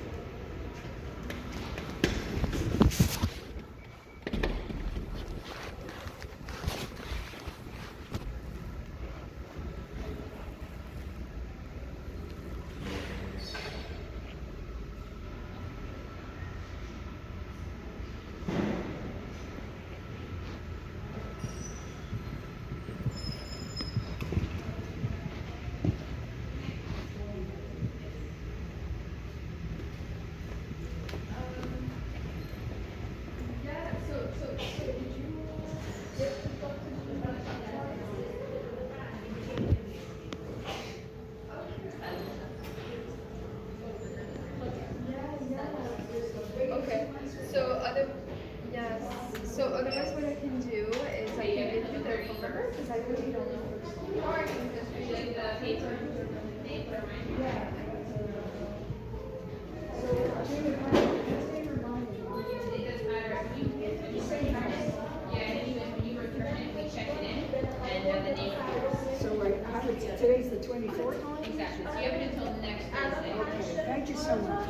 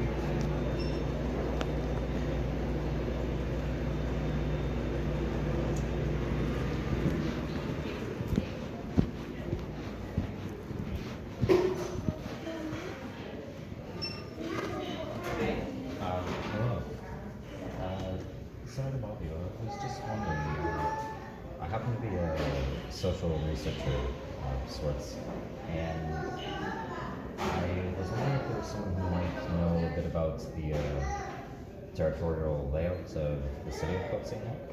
Oh, good question. I would tell you to contact City Hall. Maybe there's like urban planners and give you more information. If not, you could also go ask the reference librarian, so the librarians sit in the middle, and maybe they can give you some leads. Maybe they know, or they can point you to people who might know. Okay. City Hall was just. Yeah, City Hall's close, so just go and ask the reference librarian. So they'll just go through her. Okay. So they sit at the middle desk. Okay. Thank you.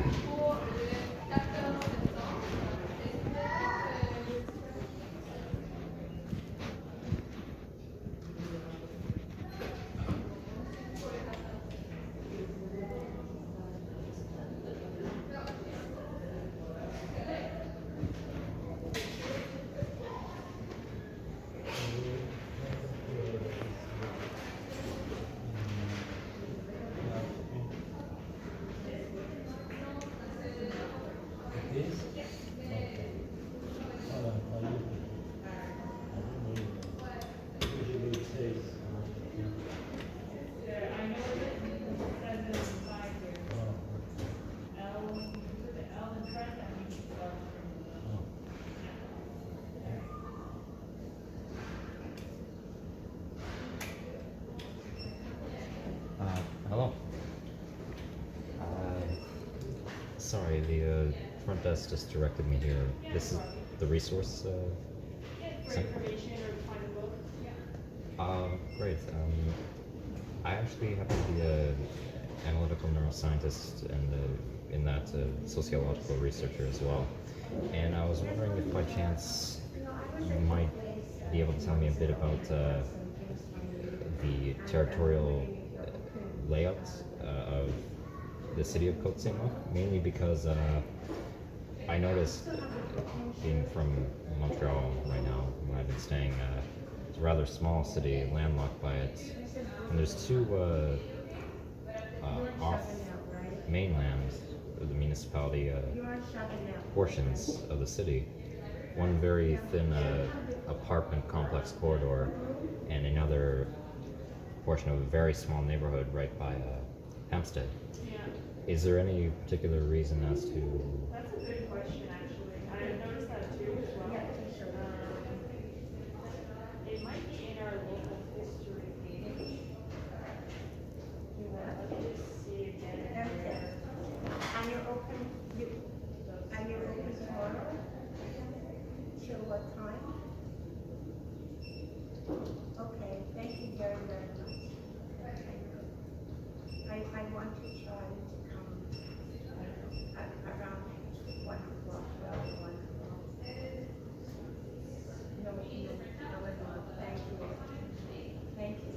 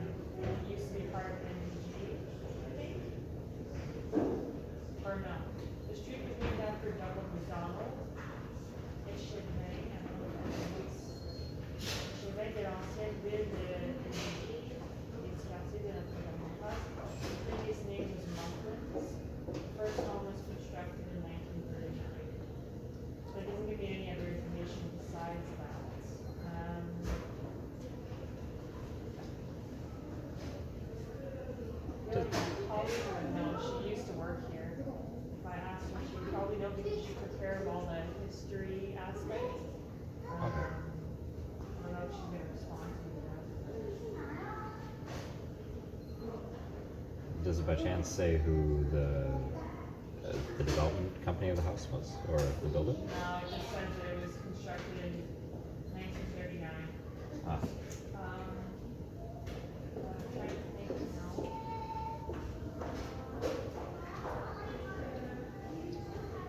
Maybe there'd be some information on the BAQ's website, because they have like digital newspapers, like old newspapers, so maybe they'll have something there. I think they're mostly in French though. It's not bad. So I'll take your questions down, and I'll look more into it, and then we can contact you to find more information. that's all right. You don't have to go to that. Because it might take a while for me to actually find out. I don't know it off the top of my head. But yeah, we don't have anything on our website from what I can see. But I haven't really actually read the whole, because we have a whole history of books in here, but I don't immediately see. Well, that's all right. I'm sure I could probably find out different ways if I went back around the area. Well, like I said, if you want, I can always ask my colleague, but she doesn't work here anymore, but I know she would probably know. Okay. If you want me to take down your, if not, I think it's all right for now, but maybe this question actually you might be able to answer. I've noticed the city specifically is very much predominantly English speaking compared to Quebecois French. Is there any particular history to that as well? so actually, we had a little project on that.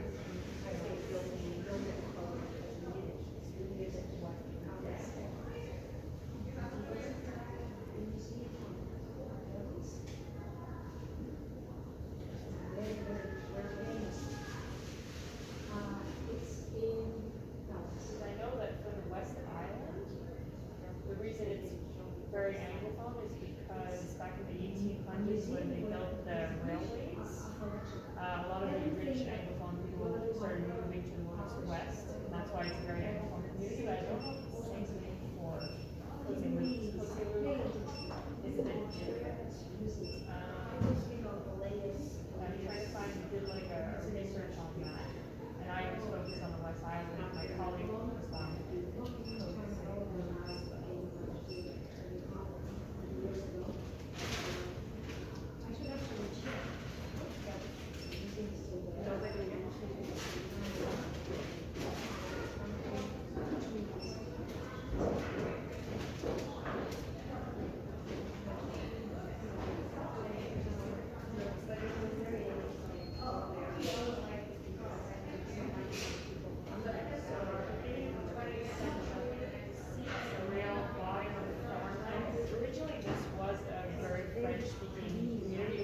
farms at the beginning of the 50s, and then yeah, at the beginning of the 20th century, CP Rail bought some farmland now Meadowbrook Golf Course to become a recreational playground for its employees, thus leading it to become an attractive residential area.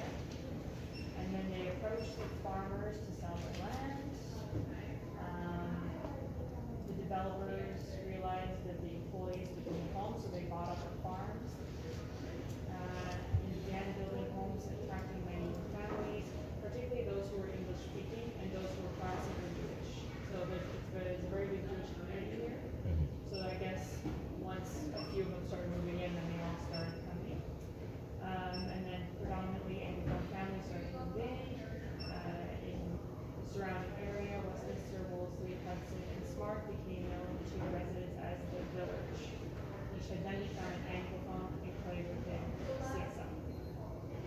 And then it grew in the 20s and 30s, and especially in the 50s, I know that. So yeah, that's pretty much the history behind that. All right. Well, thank you. Do you want me to print that information for you, or are you interested in Oh, it's all right. That was very informative enough for it. That helped a lot. Yeah, For it. no worries. Well, thank you so much for that. Have a nice day. If you need any more information about the history of Côte, we have a lot on our website, so if you want to check it out. Okay. Is it just CoteSaintLuc.ca? So our library website is csllibrary.org. or if you just search Côte Library on Google, it's like the first link that comes up. Okay. And we have like a history page, the history of the city, all the mayors, and all of the streets too. So, Okay. Well, thank you very much. you're welcome. I'll check it out at some point. Yeah. Have a nice day.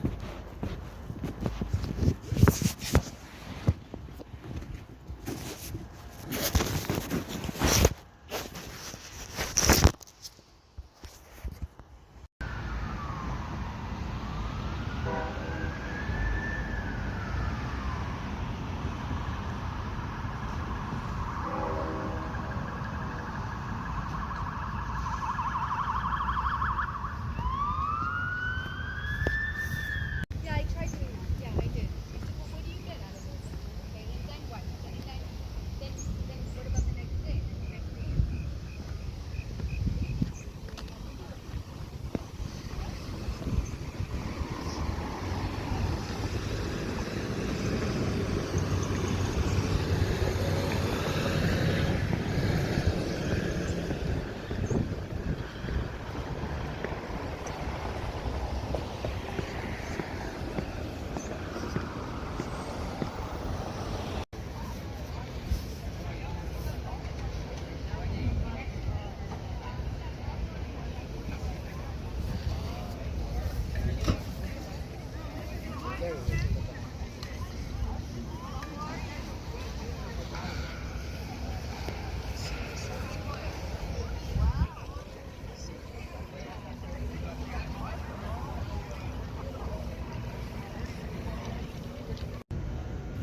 Okay, before it starts to downpour, I'm gonna try playing a few more songs. Try to. Give it one attempt and see how it turns out.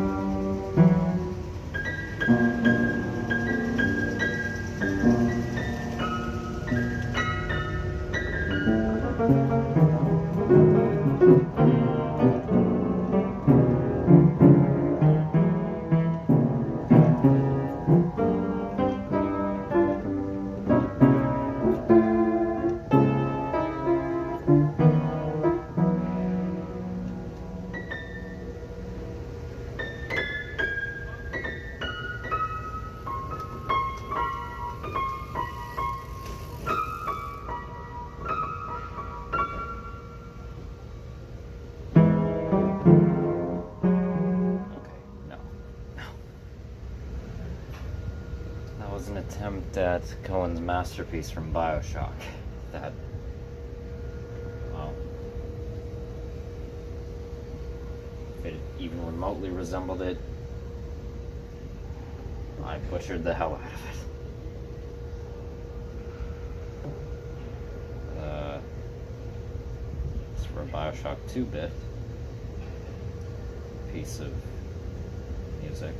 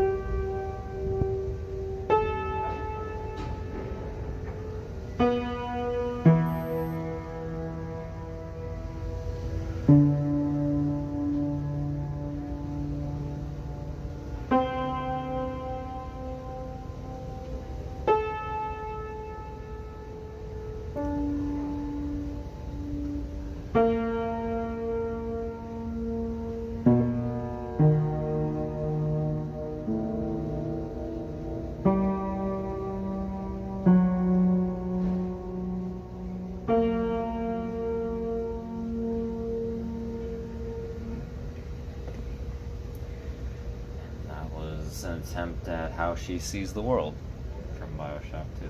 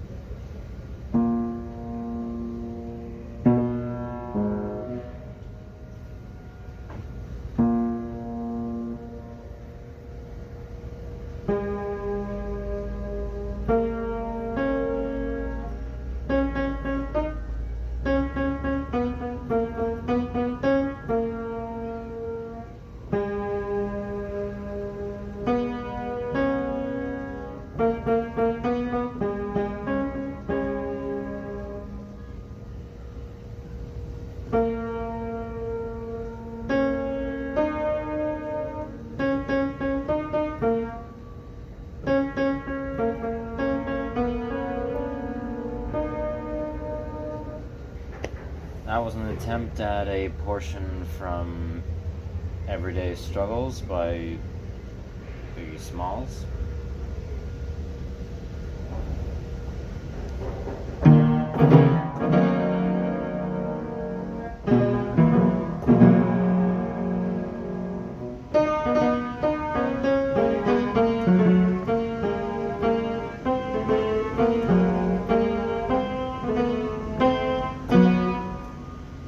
And that was an attempt at Team Rocket's theme from fucking Pokemon. I don't know.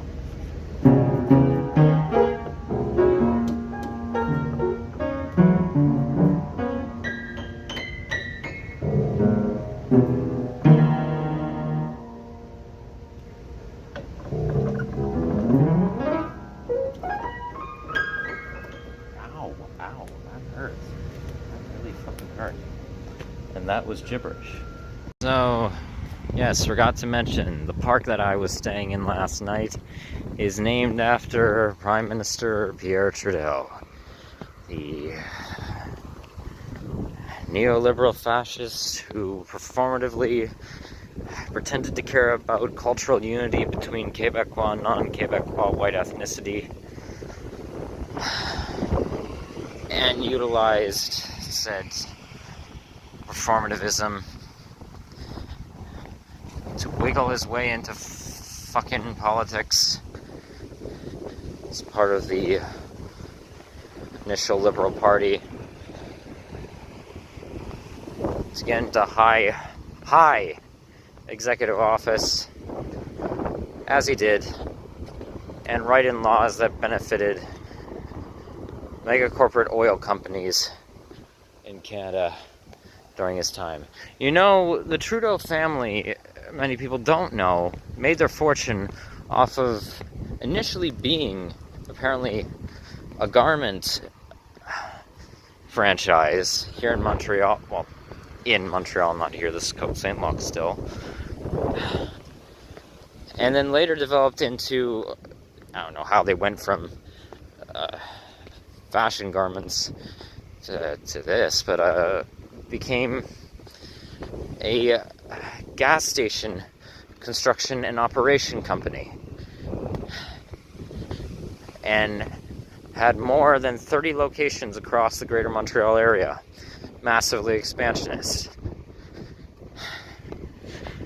And they absolutely saw mass, and to this day still see mass profit amalgamation from laws that good old Elliot swore in, legislatively created, and got through Parliament to make mass benefit for gas distribution and oil refinery production to then be sold at their gas station locations. Here's a tiny plaza with some of the only amount of singular small businesses in this entire putrid hellhole of a city.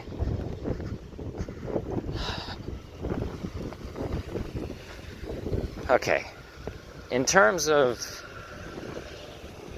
whoops, sorry,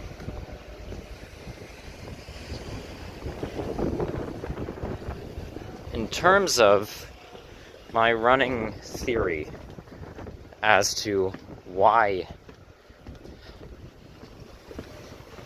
not only those off-body portions of Côte St. Luc are part of the city, but also why, for such a small municipality, there are so many extensively rich upper-class residents is this.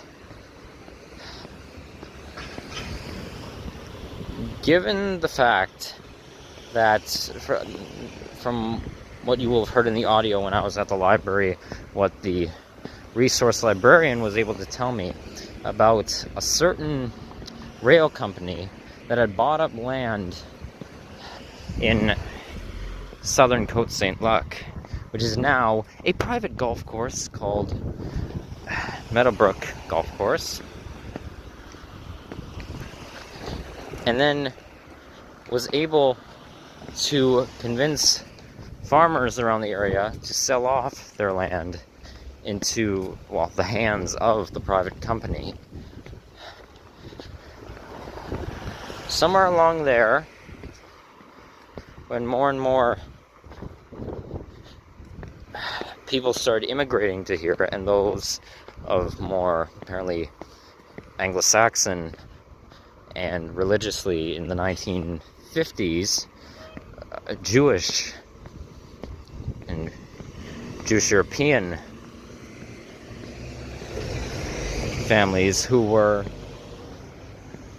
to some degree amalgamating profit gain at a rapid rate, it seems. Sadly. This must have attracted the attention of real estate developers for the area. And because of, well, I guess the high amounts of those amongst their own elitist factions living in the area, or those who had interest in the area, they began developing and tailoring the community to that of, well, ideologic, cultural values and common principles and practices of said factions, and maintained it to a point where more and more came in and were able to keep it relatively closed off from any surrounding foreign influence in terms of those being able to afford on housing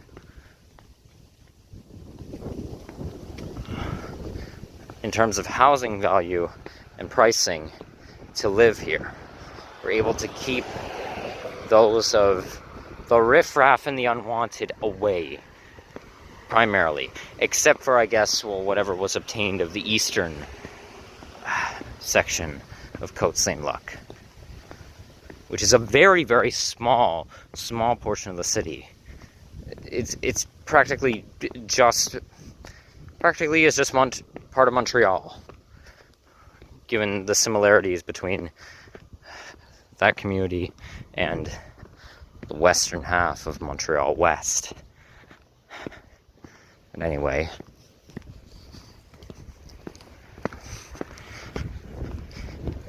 and somewhere along those lines, according to what the librarian told me, in regards to the apartment complex corridor that's part of one of the off-bodied municipal land masses. They were able to tell me when the first house was built. 1939, I believe they said. Or 38. But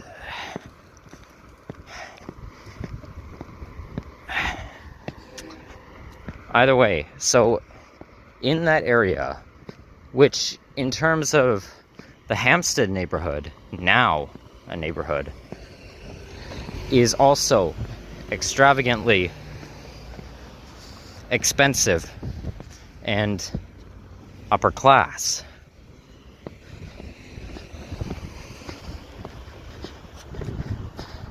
So, anyway, one way or another, very, very highly sought after, highly profitable properties were built up in the corridor and in that other bit of territory that is off-bodied from the mainland here. And somehow or another, Côte St. Luc, the Côte St. Luc municipal government was able to gain hold of that territory, those territories. And as far as I'm concerned with the political officials being part of the elitist factions of ultra-rich families for this city, I think I know why that was.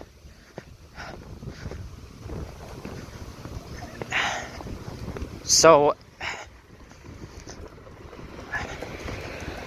in regards to municipal taxes, or just taxes in most of the world, how they operate, municipal, provincial, state, region, federal, national.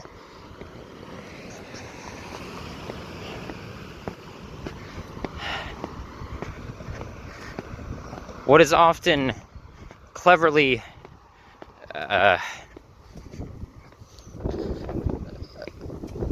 put into place legislatively is that of taxing the lower classes extensively, financially,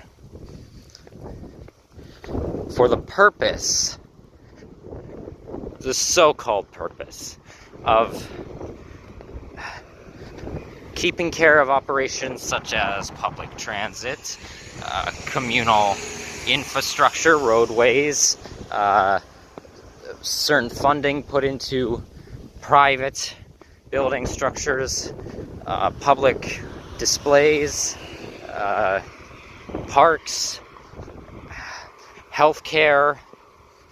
If it's not private, if healthcare in the country, specific country, isn't private, if it's governmentally operated, the educational systems,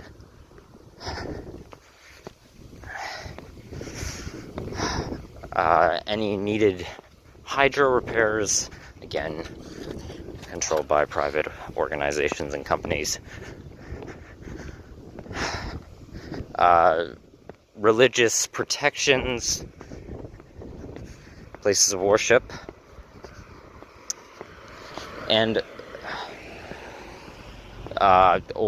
military, pointlessly, all of it pointlessly, but military defense build up and further development, policing control, désolé, and all the rest. Oftentimes, in these finically and finely structured legislative policies for taxing.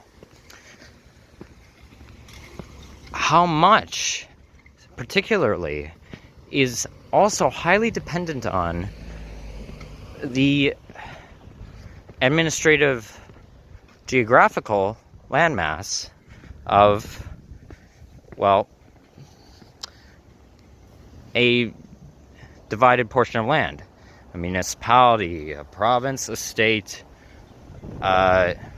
regional territory, a nation. You get the picture. So, you're of course asking, as I'm sure any of you who even bother to watch this far are asking, Cam, what are you getting at? Spit it out. What I'm getting at is,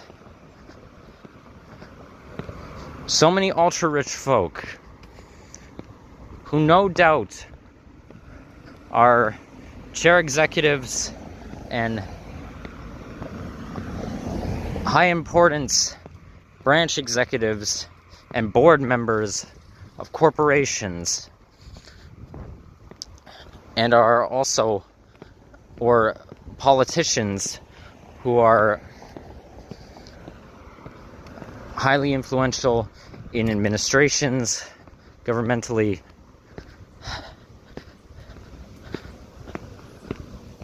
high executive ranking military officials and policing officials.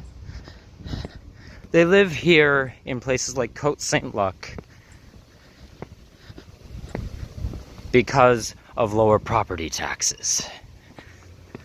It's already disgusting how, and I'm not for taxation of anyone at all, being an anarchist, but it's obvious that the ultra-rich and the entirety of the upper class are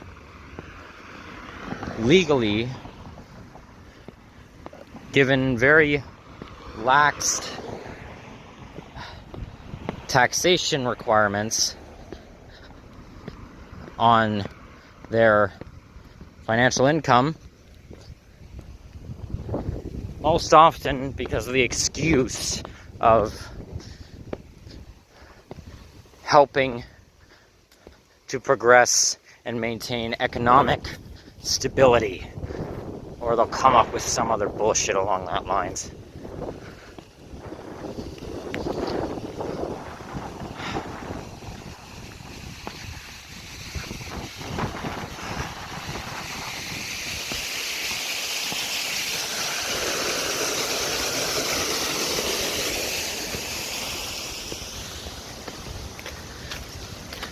And as far as I'm concerned, though, yes, Montreal has a mass amount of elitists living in the penthouses in downtown Montreal, and in Westmount, the incredibly huge mansions that are extensively prestigious.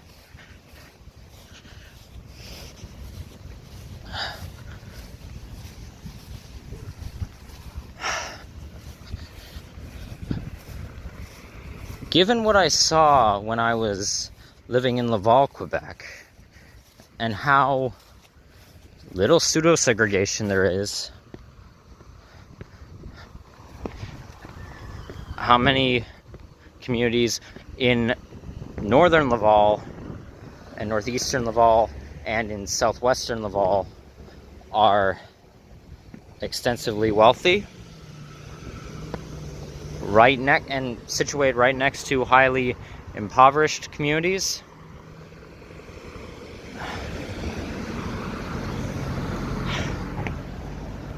Well,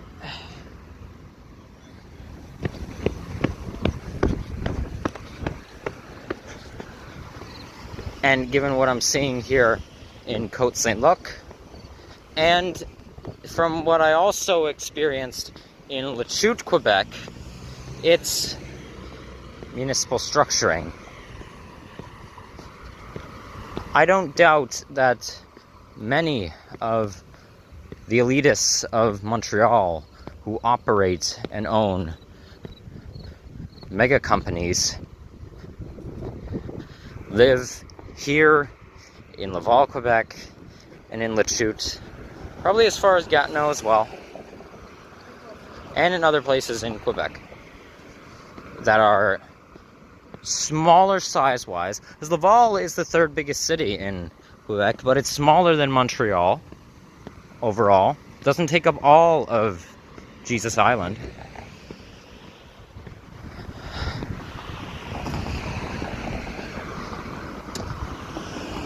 But they live in these smaller areas, these smaller urban areas, because of lower property taxes that they legally, by their own laws that they have administratively approved, have to pay. You know what? This video is over. I said in the last video that I was going to discuss further about a recent experience of mine in relation to sexual exploration that I detailed somewhat in the last video in regards to losing my virginity, technically. Here in this video, you know what? Next video. It'll be in the next video, hopefully, as I'm done. I'm tired right now. Pulled an all-nighter. Didn't, because I tried to sleep, couldn't get a wink of sleep. I want to upload this video, get it done, what I've showcased here, and I think you've seen enough of this.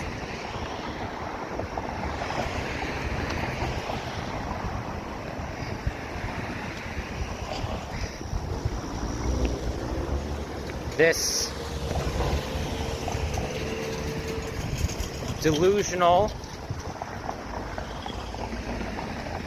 holier-than-thou paradise. How most of the individuals who live here, as far as I'm concerned, view this small city, small but highly corrupt city, as.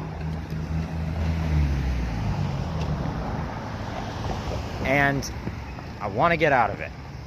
And I want to get out of Montreal. And I want to get out of the greater Montreal area. So, I'm going to go to bed at my campsite tonight. Hopefully sleep well. Tomorrow, I am going to combine what I thought was going to be two different videos into one. I'm going to showcase on top of Mount Royal, and I'm going to showcase the borough of Woudermont, as well as Camel Sutra Strip Club. And maybe in the same day I'm going to record another video after that on top of the mountain, or the day after that,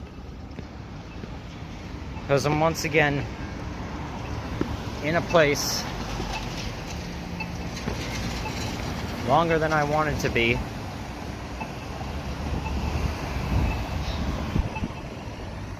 And after that, I'm out of here.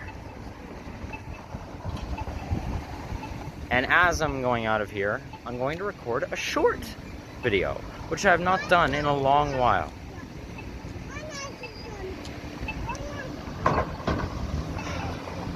And then I'll be off into the neighboring city to Montreal to the east of Longueuil, Quebec, and I will not be there long. Not at all. And then I am off into the countryside, and then to smaller cities along the way to Lévis, Quebec, and Quebec City, Quebec. I hope you took something away from this.